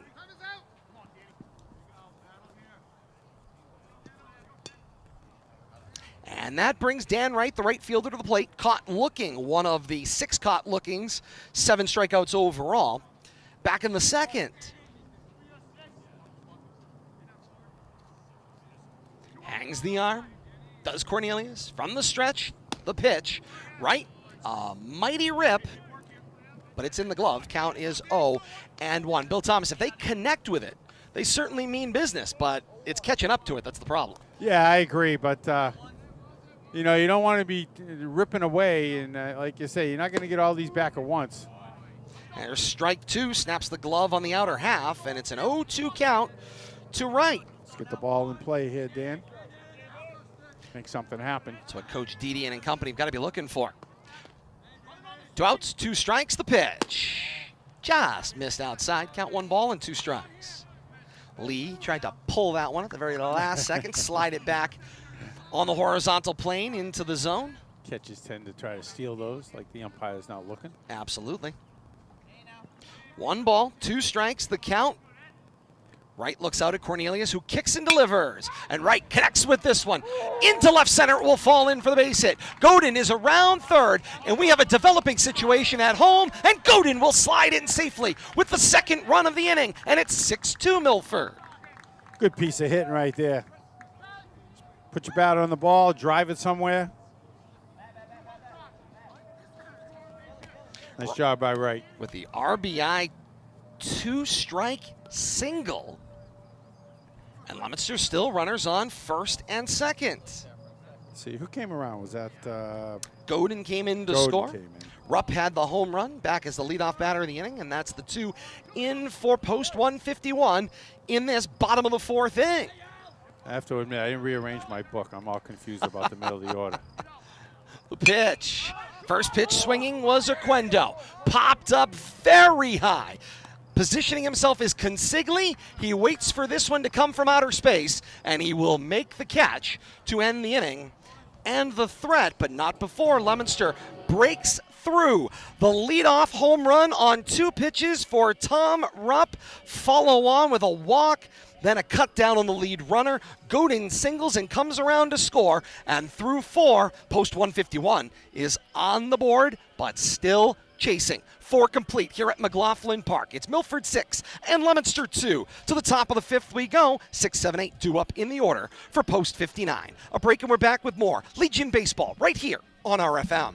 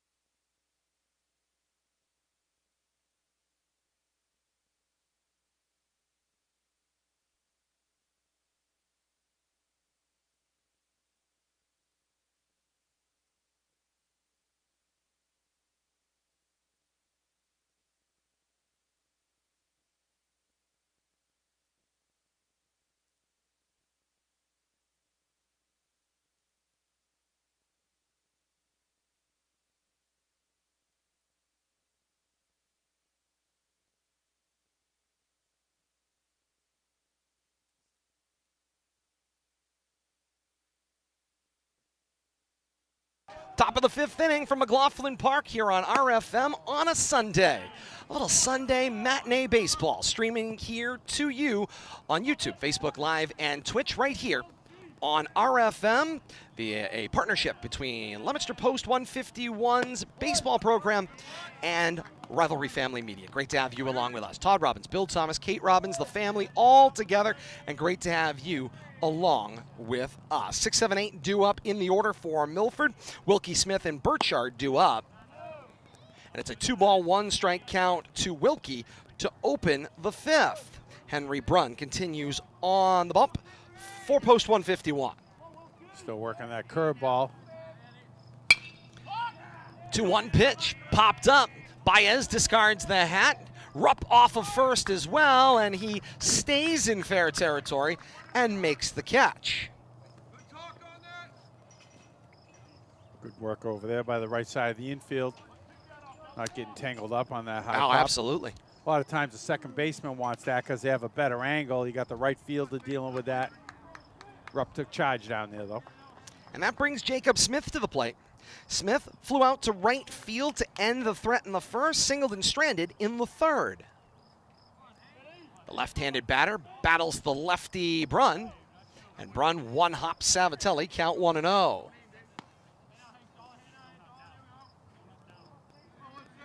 You look at the previous line for Leominster in the 4th. 2 runs on 3 hits, no errors, leave 2. Leominster has stranded 4 base runners in the ball game. Brunn slides that one inside the zone, says plate umpire Owen Napolitano. It's called strike. 1 ball, 1 strike.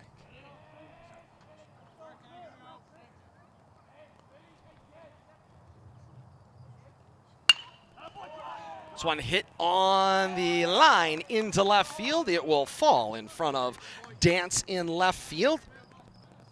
And it's a line drive single. Solid one-out single. Indeed it was. For Smith? For Smith. Second single of the day. He's 2 of 3 thus far.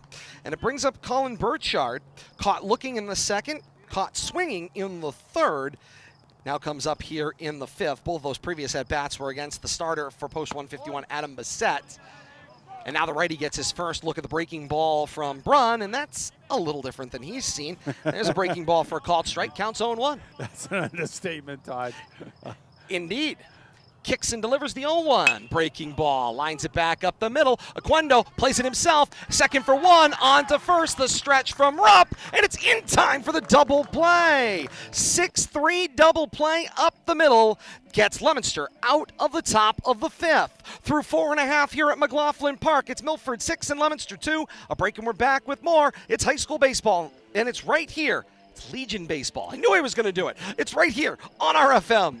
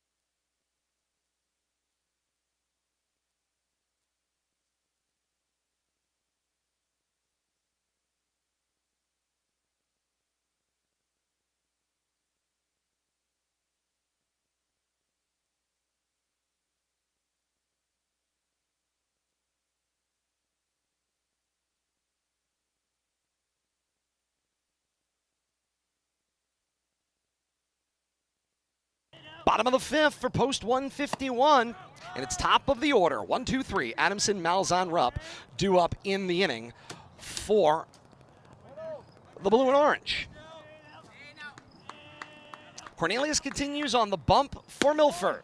And he pours a strike by Adamson. Levels the count at 1 ball and 1 strike. Do you know why the Leominster Post 151 is blue and orange? I do not.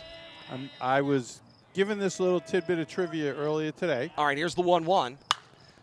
Popped up and out of play, and the count's 1 and 2 to Adamson. Go ahead, Bill Thomas. Earlier Post manager, I was given the name, Sid Ray Fuse. was a huge Mets fan. These are the orange and blue Mets colors. He was. That's why. He is. That's the reason for the color combination. 1-2 pitch. At least that was from a reliable information I got earlier today. Adamson, little foul tip back to back. I love it. I mean, anytime you could put gaudy orange on anything, sign me up. Absolutely. As you can imagine, always a Hey, fan. at least they're not wearing Yankee pinstripes. Not going to happen in this state, I wouldn't think. Another 1-2 offering, and Adamson is sat down. 8th strikeout of the day for Cornelius, 7th looking. I was just doing the math on that, and you're right, Todd. 7 caught looking. That's an incredible number. Oh, it's absolutely Tells you insane. stuff, how good his stuff is. How good Cornelius' stuff is for sure. And just how hard he is throwing. And he's mixing his pitches up really nice, too. Keeping the Post 151 batters off balance.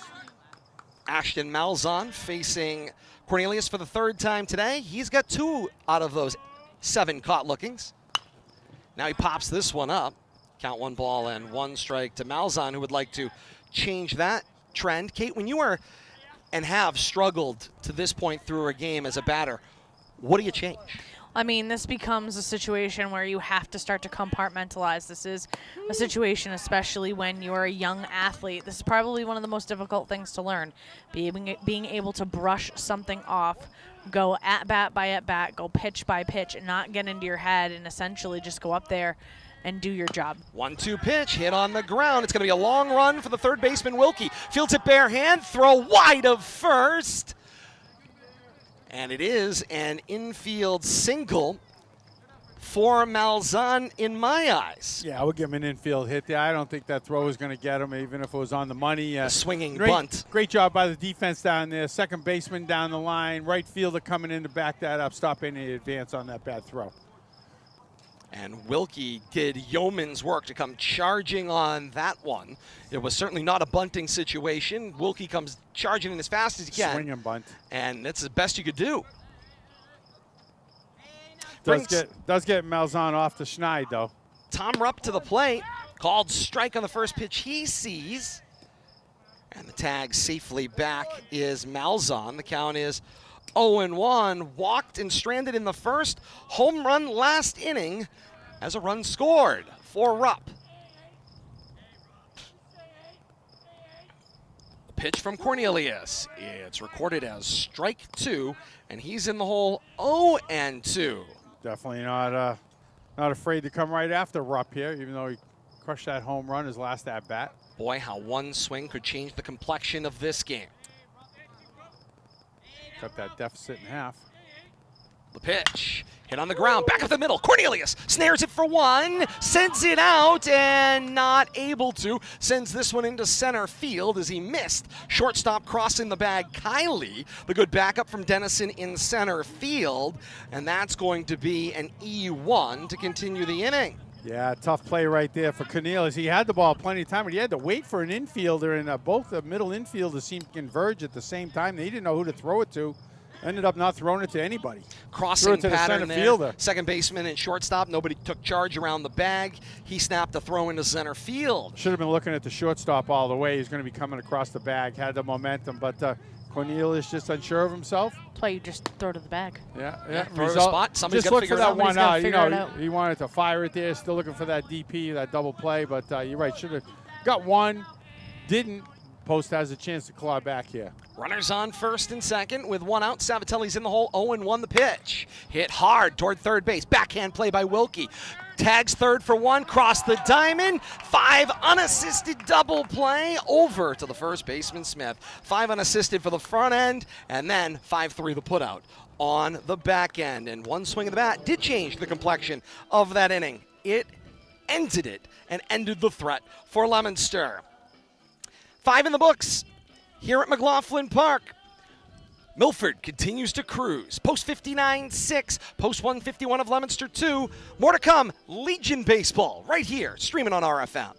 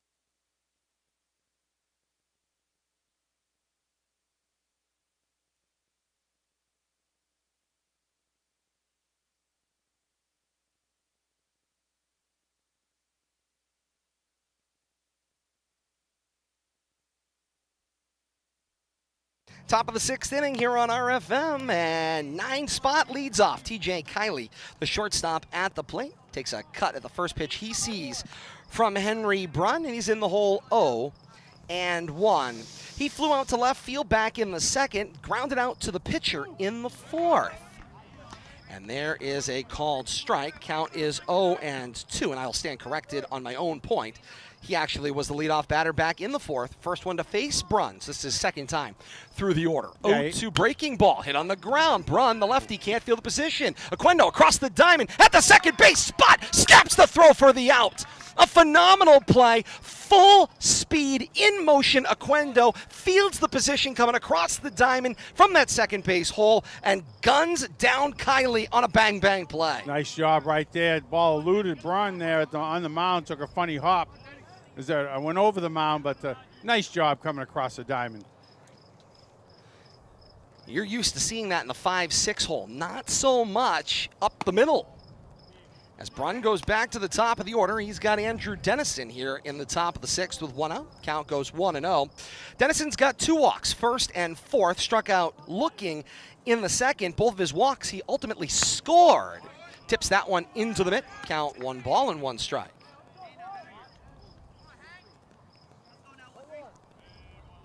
6-2 Milford on top of Leominster on this opening Sunday of the American Legion season. The kick and deliver called strike, 1 ball and 2 strikes. Both teams have got a busy next 5 days. Milford goes back home. They host Sturbridge tomorrow night, June the 12th. Then they get a day off on Tuesday. Play a road game at Northbridge on Wednesday, and it's a swing and a miss for Dennison. He's retired by way of the K by Brunn, and it's 2 outs in the top of the 6th inning. Meanwhile, for Post 151, they are back-to-back-to-back. All here at home. They host East Side tomorrow at 5:30, and then Maine South on Tuesday at 5:30. All the games right here at McLaughlin Park. Hey, you talk about an extensive schedule, Todd. I was talking to the coach pregame. I think he said something in the neighborhood of 27 to 28 games in 33 days. In a really tight window. I mean, you talk about, 5 games a week for the next 6 weeks.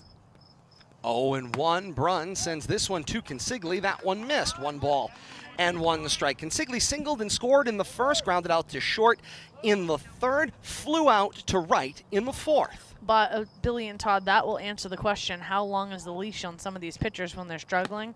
It's going to be long. Has if to you have be. 5 games a week. Well, you gotta find some way to eat up innings, and 30 years ago they used to play 9 innings at this level. They cut it back, I think, about 15, 20 years ago to 7. And but I tell you, this used to be a 9-inning league. those particular games that we talked about over the next few days, as this one's hit up the middle by Consigli. Aquendo fields his position on to first, and it's another 6-3 put out. A phenomenal inning up the middle. It's 2 ground outs to short and a caught looking for Leominster defensively in the top of the 6th inning through 5.5. It's Milford 6 and Leominster 2 to the bottom of the 6th inning. 5, 6, 7 in the order due up for Post 151. I'll conclude that thought. These are sort of, we'll call them regular season games they're playing over the next few nights. And then next weekend, it's tournament ball, which means you've got multiple teams, multiple schedules, and multiple games over a 3-day window. It's a busy, busy 5-day stretch. And I'm curious, you might even get put in, if it's bracket, maybe 2 games in the same day, depending on how the brackets are working out. But this summer schedule is very ambitious, but it's what Legion's known for. You want to keep playing in the summer, get yourself on a Legion team. You're going to see yourself plenty of baseball for the next 6 to 7 weeks. Well, and Kate, you and I know this well. I mean, something like Legion that is long, that is storied, that is historic, that has always had the best summer players, facing the same threat that the high school game does, and that is, of course, the allure of travel ball, college prospect ball, whatever you want to call it. And so there are these things. There's more options for families and parents and student athletes to consider. And of course, that leads things to you got to make adjustments. Players now take in season vacation, which you never would have seen 15, 20 years ago. Like, those what do you are mean just, you're going to Disney in April? I couldn't believe it. I had April Billy. I vacation. had a colleague who was a varsity soccer coach for years, and all of a sudden, he was talking to me about his daughter went to Europe on April vacation, and I was like, she's a spring athlete. And he goes, I know, I can't even believe. Like, he goes, but it was an opportunity that she'd never get again. And it's you like, only okay. get to do that. You're a student too. My goodness. You keep things in their proper perspective. That's an important part, but it also leads to the need for deeper rosters, more opportunities for players, and of course, I would never would have dreamed of going on in high school. Once I get to high school, we didn't go very on different. any. Yeah, very different time period. I didn't go on a single one for 4 years with my parents. How'd the international travel go for you? Don't talk. I was waiting for an answer out of that. All I got was a blank stare. There's a spare bedroom for you. Oh, at least he gets a bedroom. I thought maybe this is No, a 2-bay just garage. no. Todd Robbins, no. 2-bay garage. Todd and a Robbins, car. no. Wanted to travel internationally. That's And? all she wanted to do. happened? She couldn't go to the Spain trip in high school because of 9/11. Yeah. I couldn't go to the England trip because I was told I was going to on the Spain. Spain trip. So that was that. Yeah. Okay, so there you go. There's 2 international trips missed. Gone. And then the one in college just never quite materialized because Well, why? She graduated a semester early and went to work. Yep. So there you go. My mom said, it's okay. You're going to go to Italy for a semester. Yeah, it worked out. And then I So- was practical. Have you gotten to Europe? Never. Never. Has Never. Not left the continental United I States. hear it's beautiful this time of year. Yeah, thanks, Billy. Love you right back. Godin, Dance, and Baez, 5, 6, 7, due up in the bottom of the 6th We've for left Leominster. the continental United States. That's not true. What'd you do? Just to go to continental? Canada? Multiple You times. didn't leave Oh. North America, There I you guess. go. Is that Well, better? Okay. Say it I, appropriately. you are correct. I stand corrected. As Godin Lord. chases this one, and Cornelius just continues to cruise. A 1-ball, 2-strike count, and what a phenomenal game turned in thus far by Cornelius. And obviously, looking down the barrel here of trying for a complete game effort. I mean, a couple of 1, 2, 3 innings, but really the only tough inning was that 4th inning. Gave up the 2 runs, that leadoff home run to Rupp. But for the most part, he has been cruising, Todd. Imagine for Steve DeVito the flexibility he'd have if his starter can go all the way today. Here's the 2-2, missed, elevated, 3 balls, 2 strikes, the count to Godin. Billy Thomas, did you know that Todd only has 1 week of school left?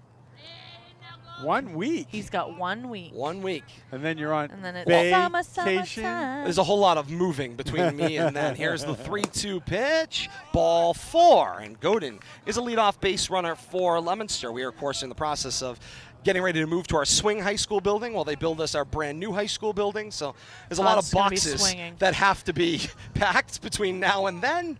So likely means I'll be working another week, as the case may be. It just means Todd's going to be swinging. ABC movers. The, you're in charge? I would say the radio TV teacher is not the same as a classroom teacher. I'll tell you that. For boxes needing to be packed. Billy, I started packing my room. It took me an hour for the summer. Tristan Dance comes to the plate. First pitch swinging, popped up down the right field line. On his horse, it's Burchard. Makes the catch going into the deep right field corner for out number 1. Well, what'd you have to pack? All your pens and pack, pencils? well, I pack everything.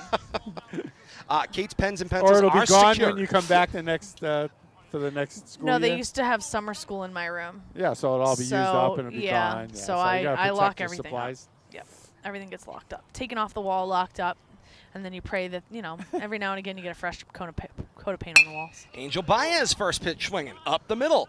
Kylie makes the play, keeps it himself, cross the bag, and it's a 6-3 double play to end the inning. It's the second double play Leominster has grounded into in consecutive innings. Not a good situation to charge that comeback. They'll be down to their final 3 offensive outs in the 7th, but first to the top of the 7th. 6 complete here at McLaughlin Park. It's Milford 6 and Leominster 2. A break and we're back with more. It's Legion Baseball right here on RFM.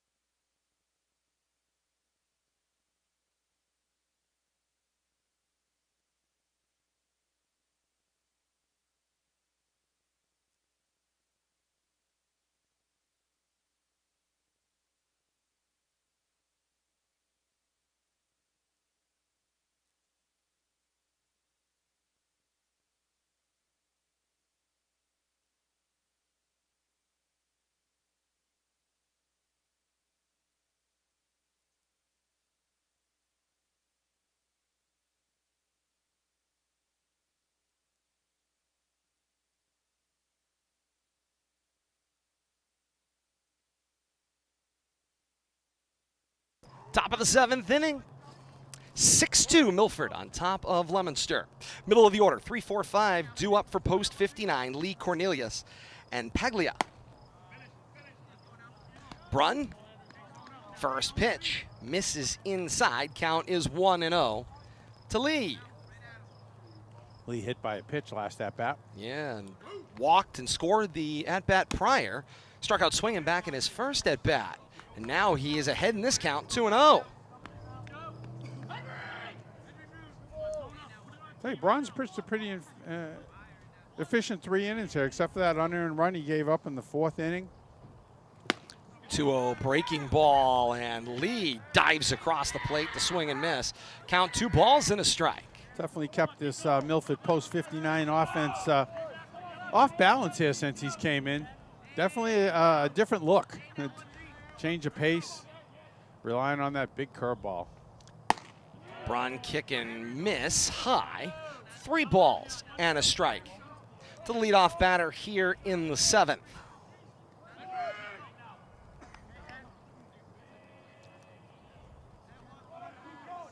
Brunn stares in. 3-1 pitch. Breaking ball missed outside. And it's a 5-pitch walk for Lee to open up the 7th for Milford. Another leadoff walk.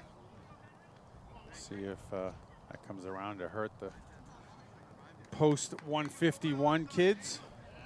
Gotta limit the damage right here. He only gets 3 more outs to play with. Don't want to give him any more here.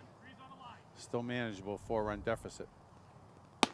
Breaking ball elevated for ball 1. Count is 1-0 to Cornelius. Walked and scored in the first, singled and scored in the third, reached on an error and stranded in the fourth. The 1-0. Downstairs a miss. Count 2-0 to Cornelius.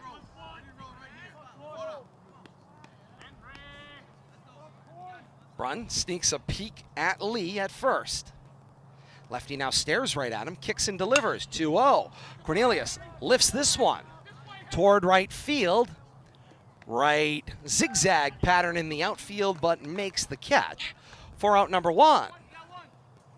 Great to have you along with us wherever you're streaming. YouTube, Facebook Live, and Twitch. Todd Robbins, Bill Thomas, Kate Robbins, and you on a Sunday afternoon here in the early summer. Not technically on the calendar, but feels a little like early summer. First nice summer day, it feels like, here in the month of June on a Sunday, June 11th.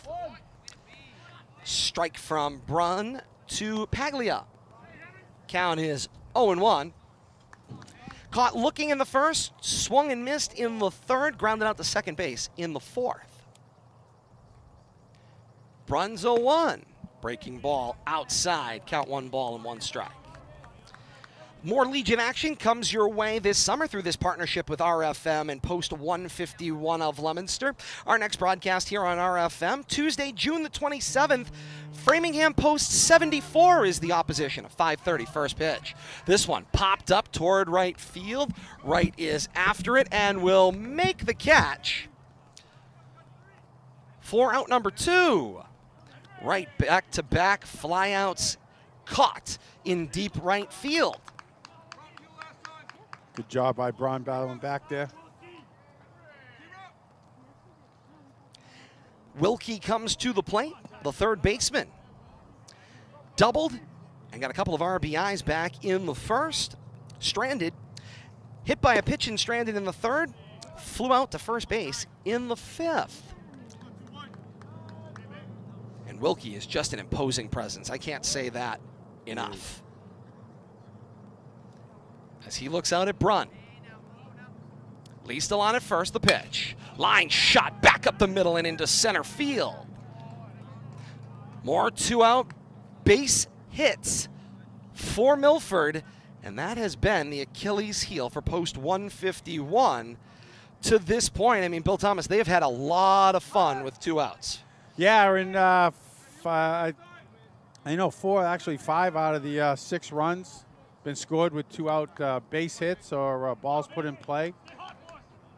But, yeah, that's been the struggle. 2 outs, getting that third out and getting in the dugout for Post 151. 2 outs, and Jacob Smith comes to the plate. Flew out to right field, singled and stranded in the third. Singled and cut down on the front end of a double play in the fifth.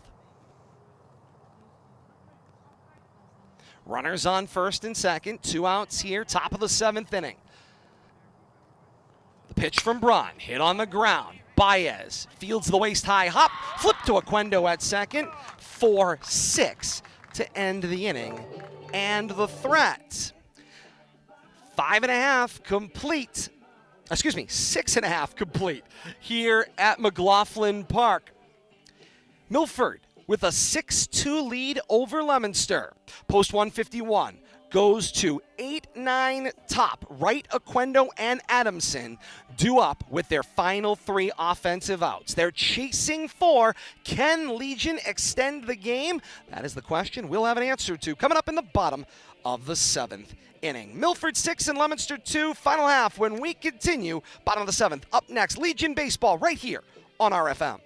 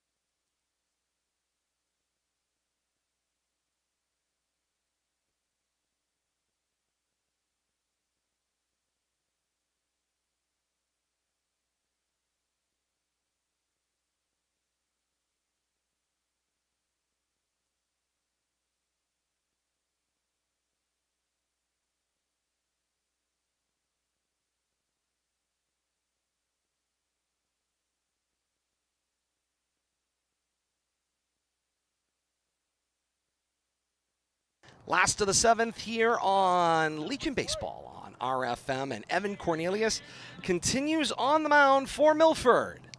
Pitch, a cut and miss for Dan Wright. Count is 0-1. Wright's third at bat of the day. First two caught looking in the second, and then singled in, stranded, got an RBI back in the fourth. Watches that one down and away. 1 ball and 1 strike. It's not Bill Thomas that Cornelius has been unhittable, but he has certainly done a good job of keeping Leominster hitters off balance. Yeah, and he's had plenty of help from his defense, too. You know, his strikeouts, he's kept the post 151 batters off balance, but at least 2 double plays, maybe 3, recorded by his infield. My book's a little upside down, but the infield has really done the job when post 151 has put the ball in play tonight. 2-1 misses in the count. 3 balls and a strike to Wright. And it's not for the lack of base runners, but double plays, get rid of those real quick.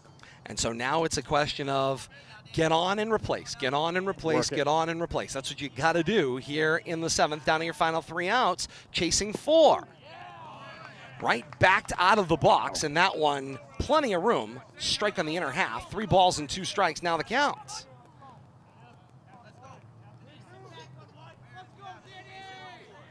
Cornelius, full wind-up, payoff pitch. Fooled him. Tough curveball right there. Little extra spin on that one. What a sharp break. Pretty much call that unhittable. I think Wright would call that unhittable in that at-bat. 9th strikeout of the day, 2nd one swinging. And that brings Alex Oquendo to the plate, grounded out to second base in the 3rd, flew out to second base in the 4th. Sees the first one down and away, count 1-0 to Oquendo. You know, looking back at my book, Todd's 6th inning was the only inning that Cornelius has not recorded a strikeout. How about that? But he did get bailed out of the inning by an inning double play. Started and pretty much finished by his shortstop. Cues up a 1-0 breaking ball for strike 1. 1 ball and 1 strike. He is not afraid to throw that breaking ball to the right-handed hitters. Comes back with a fastball, popped up by Oquendo, out of play. And he throws it with any count, too. Yep. Threw it with a 3-1 count to Wright for strike 2. Come back again with strike 3. Very confident in his pitch selection. The 1-2 pitch. Missed down and away. Count levels, 2 balls, 2 strikes. 6-2 Milford's lead. Leominster chasing 4. 1 out here. Bottom of the 7th inning. 2-2 pitch. Lee had to reach for that one. Count goes to 3 balls and 2 strikes. Lee setting up way outside, too. Staying home on this one. 3-2 pitch. 1 hopped and to the backstop. It's ball 4, and Leominster has a 1-out base runner here in the bottom of the 7th inning. So we need a couple more of those for post 151. Getting a visit from the, I think we're going to have a little change here. Coach Steve DeVito. He may have seen enough with Cornelius, who gets the handshake and the applause. Pitching change here at McLaughlin Park. The closer is out of the bullpen. You'll meet him when we continue. Legion Baseball right here on RFM.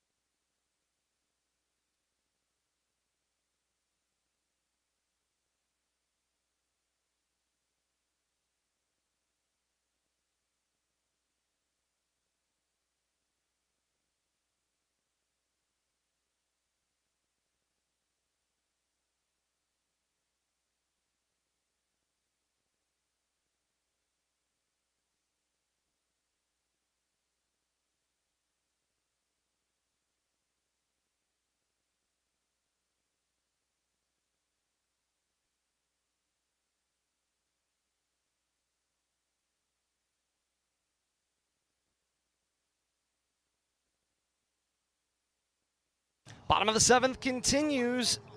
It's Colin Burchard who takes over on the mound to close things out for Post 59. Burchard out of right field, and first pitch swinging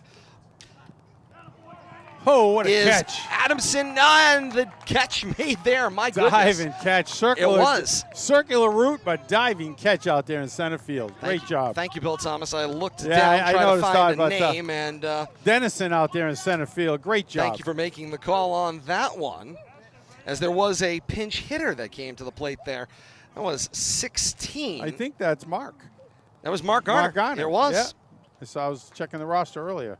Mark gets himself a plate appearance, puts the ball in play like we've seen him do all year. Indeed he does.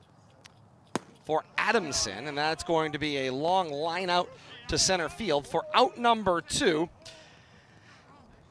And 151 is down to their final out. And Ashton Malzahn comes to the plate. Caught looking in his first 2 at-bats. Single and stranded at, cut down at third base, in the 5th. And now he's got a 1-ball, 1-strike count here, representing the final out for Leominster.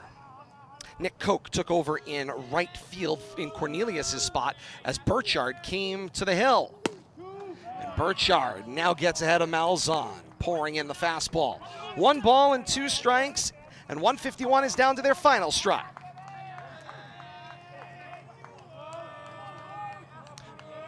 Post 59's dugout and support section on their feet in support. Here's the pitch from Burchard. Popped up by Malzahn and out of play. He'll get another 1-2 offering with 2.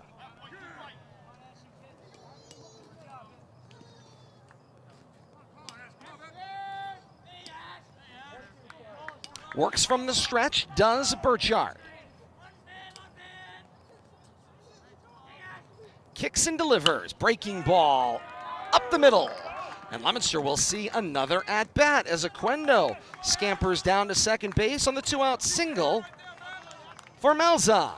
Post 151 staying alive here, 2 outs. And the important part here, Bill Thomas, is you get Rupp to come to the plate. That's 6'7" Tom Rupp. Had the home run in the 4th, became Leominster's first run scored. Walked and stranded in the 1st, reached on an error in the 5th. A mighty swing of the stick would bring Leominster very close in this one.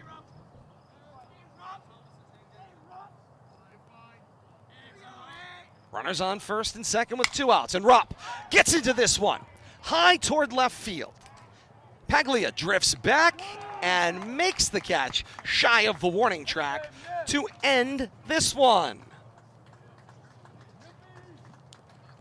Final score, Milford 6 and Leominster 2. Milford improves to 2-0 early in this 2023 Legion season here in Zone 4. Leominster falls to 0-1 with a game suspended from opening night in the 9th. So that one will be picked up later on in the season. Bill Thomas, I suppose when you're Coach Didion and squad and you look back over your night for Post 151, the frustration will be in innings you were able to build up 2 outs, and then you allowed 2-out, 2-strike hits, scored a bounty of runs. I mean, honestly, if you take the 3-run inning, we were saying during the break, the 3-run first inning off the board, how the complexion of this game might have changed. Yeah, but you touched on it, Todd. It was the 2-out base hits. And I think they were 2-strike, 2-out base hits. But that's a product of good offense, putting the ball in play. Speaking of Post 59. And, you put the ball in play and good things happen. And that's what we saw tonight. But they ran into a buzzsaw. I'm talking about Post 151 of Leominster. Just ran into a buzzsaw of a pitcher in Evan Cornelius. And you talk about being held off balance, kept off balance all night. I think the caught-looking strikeouts prove that out. And that's a recipe for coming away with the win when you got a dominant pitcher like that on the mound.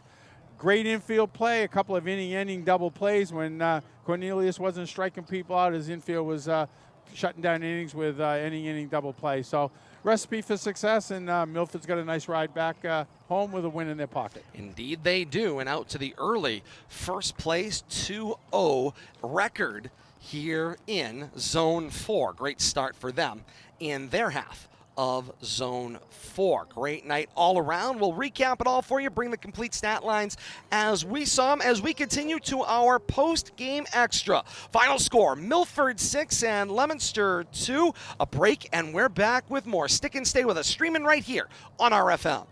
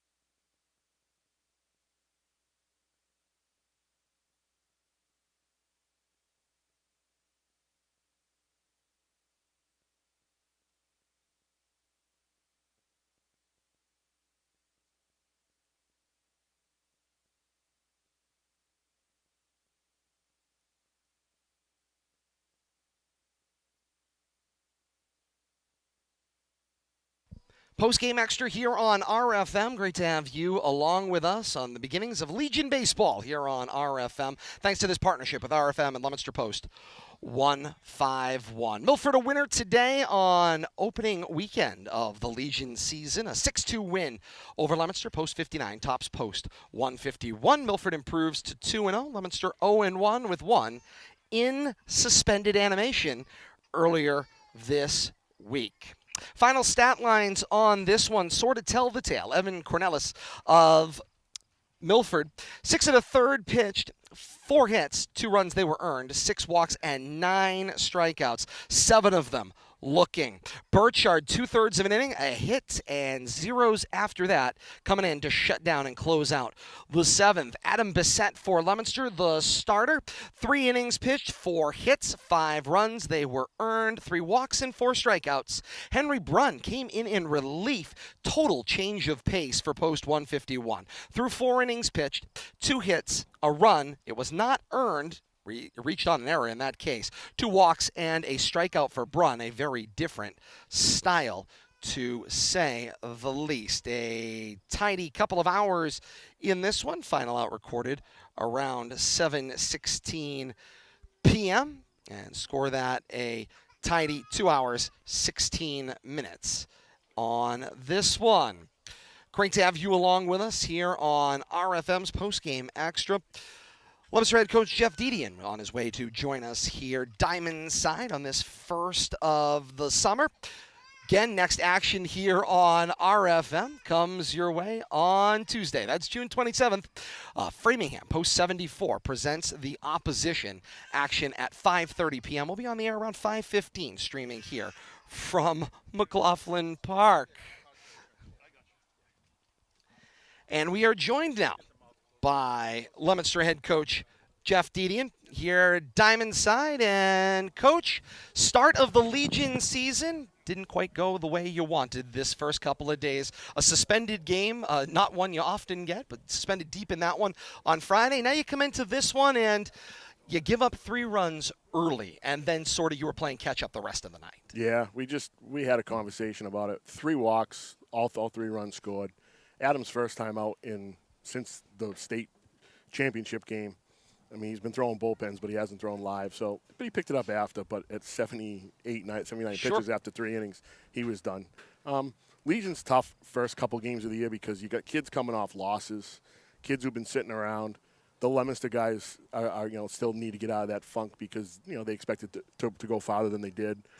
But I will give these guys credit. We were at this point last year. We got Mercy to be the same team, and we quit.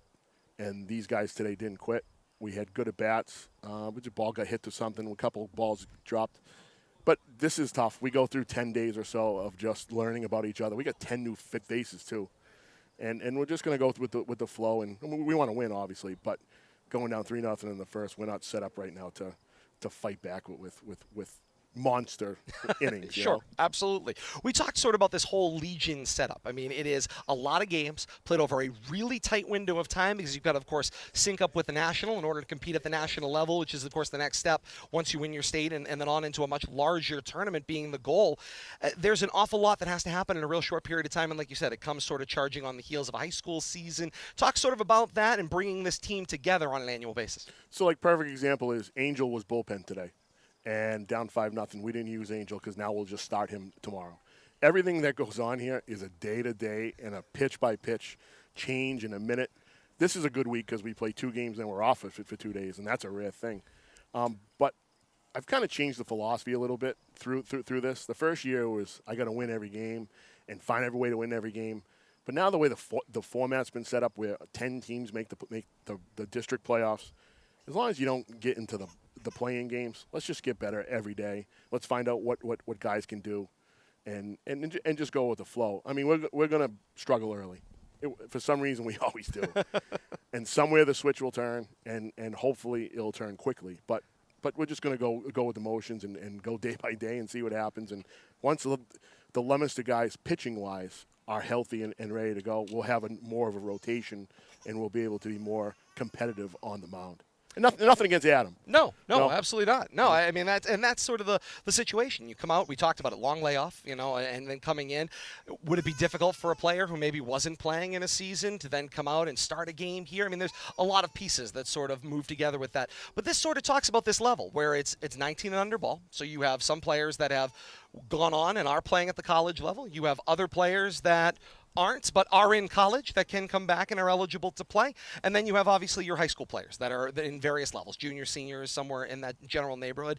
And it's not just the community you're in. Obviously, this is Leominster Post 151, but this is very much a regional team. You're trying to recruit a great combination of players from North Central Mass, and the others obviously from different parts of the region. It's different. It's not travel ball. It's not high school ball. It is sort of a hybrid in between those two items. Yeah, and the one thing that's different from here in travel ball is it's your turn to pitch, and I don't care really what happens. Just do what you can to promote yourself. Sure. Here we're trying to do everything we can to win as many baseball games as we can. Let the kids have the best time that they can, but make them better. Where it's not about the individual, it's about the team. And with 10 new guys and the way that we do things, trying to learn, and some of these guys on Friday was the first time we saw them when we played. And that's how we're just going to be together to get better. But, kind of going off what you said, this was good for us. I don't want to lose, but this was good for us that we went down early, we saw the fight, and we learned a little bit about a few guys we weren't sure about, and that's all that matters. And then what Henry gave us, what I saw during high school, and that Henry that's pitched Friday in relief to keep us in the game, and then today, is if he can give us that the whole year, that's, again, a perfect example of we found something today that we might not have found. And, of course, you were able to sort of build off of two things. You had Bissett, who was more harder throwing, and then you had Brunn, who comes in and is much more off-speed. And you could see that the players certainly, although they had a lot of success against what is essentially a pitching machine, hard and fast, hard and fast, hard and fast, very different when, of course, you take the ball off-speed, starts to break a little bit more. And that's the fun part about getting to mix and match a little bit and create a system of pitching as opposed to just pitchers. Yeah, and the difference between Henry and Adam is strikes.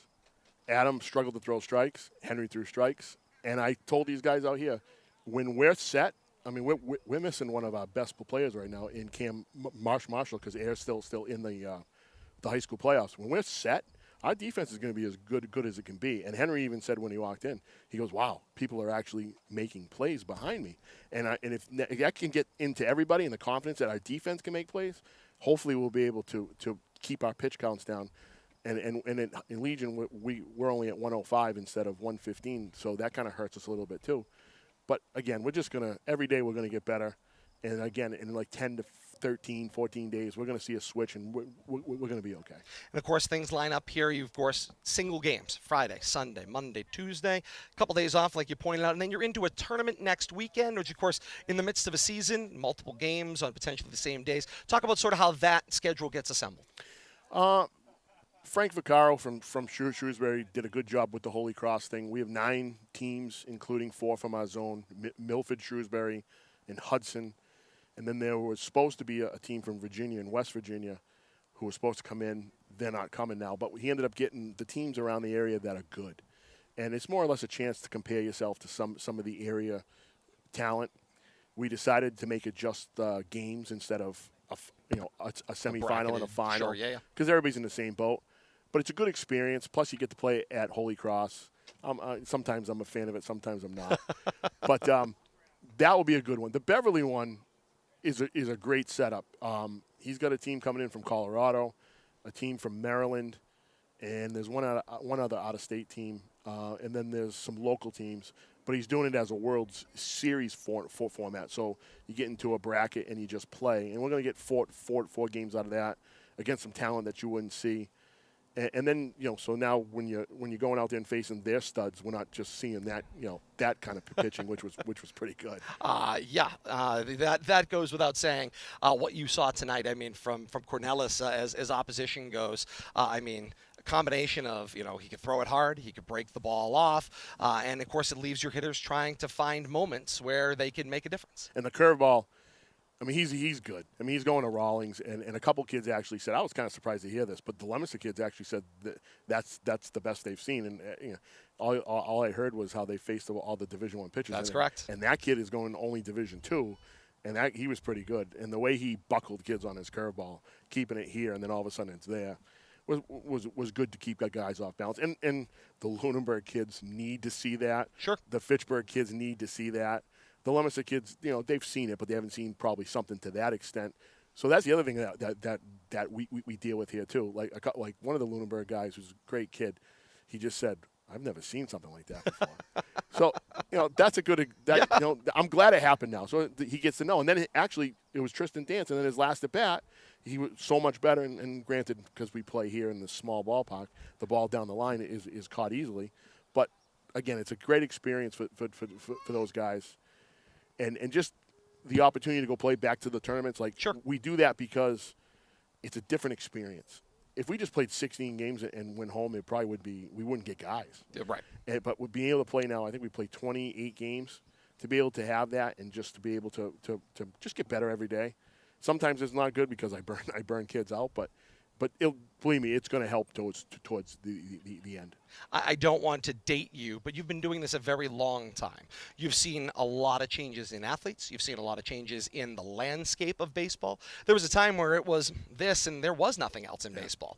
And so there are many other things that people choose to compete with. There are year-round athletes. There are specialists in various sports. How has this landscape changed? How has it made being competitive in Legion ball more difficult? A real pain. We changed about 3 years ago. We changed the fall tryouts, which doesn't really help us because we end up having kids that don't play when it's all said and done. But the battle we fight to try to promote us and to try to get those 15-year-olds and 16-year-olds that I think an experienced year here will make them just as good as on any travel team. It's tough to do, and we end up top-heavy, which we are. We got a lot of seniors, and the two college kids didn't play in college.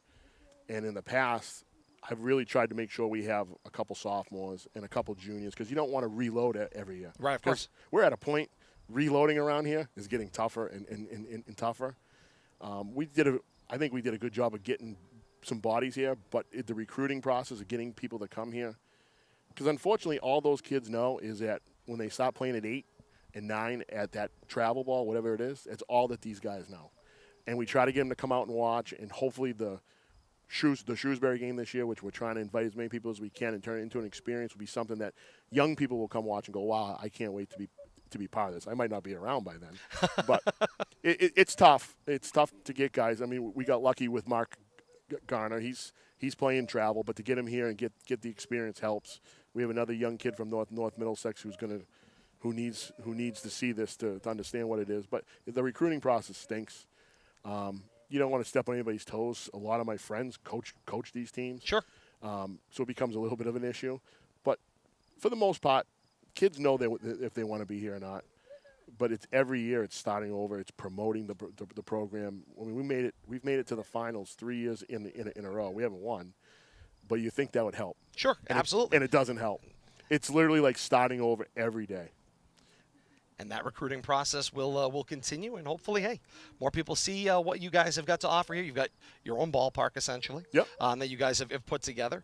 The ability to play some of the best teams and the best players in the region and do it at a very high level. It's a lot of fun to be here. We're excited to be here and be a part of this partnership. This is awesome that you guys are around. This is how we promote the program. This place, it has its downfalls. Short fence. I mean, Mark's ball probably drops onto any other field.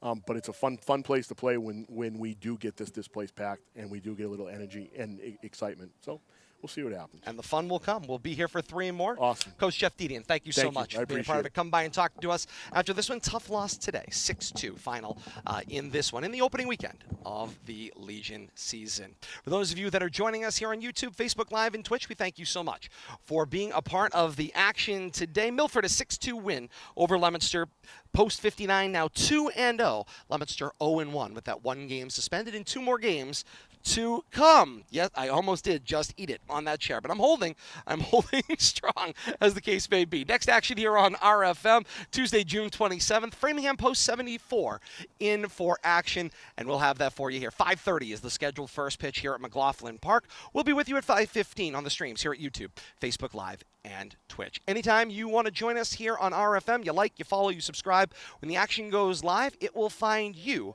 on your social media device of choice. For Bill Thomas and Kate Robbins, I am Todd Robbins. Say thank you so very much for being a part of our family over the last couple of hours and joining us on this new adventure with Leominster Post 151. Milford a 6-2 win in this opening action. Until next time, we say so long, everybody.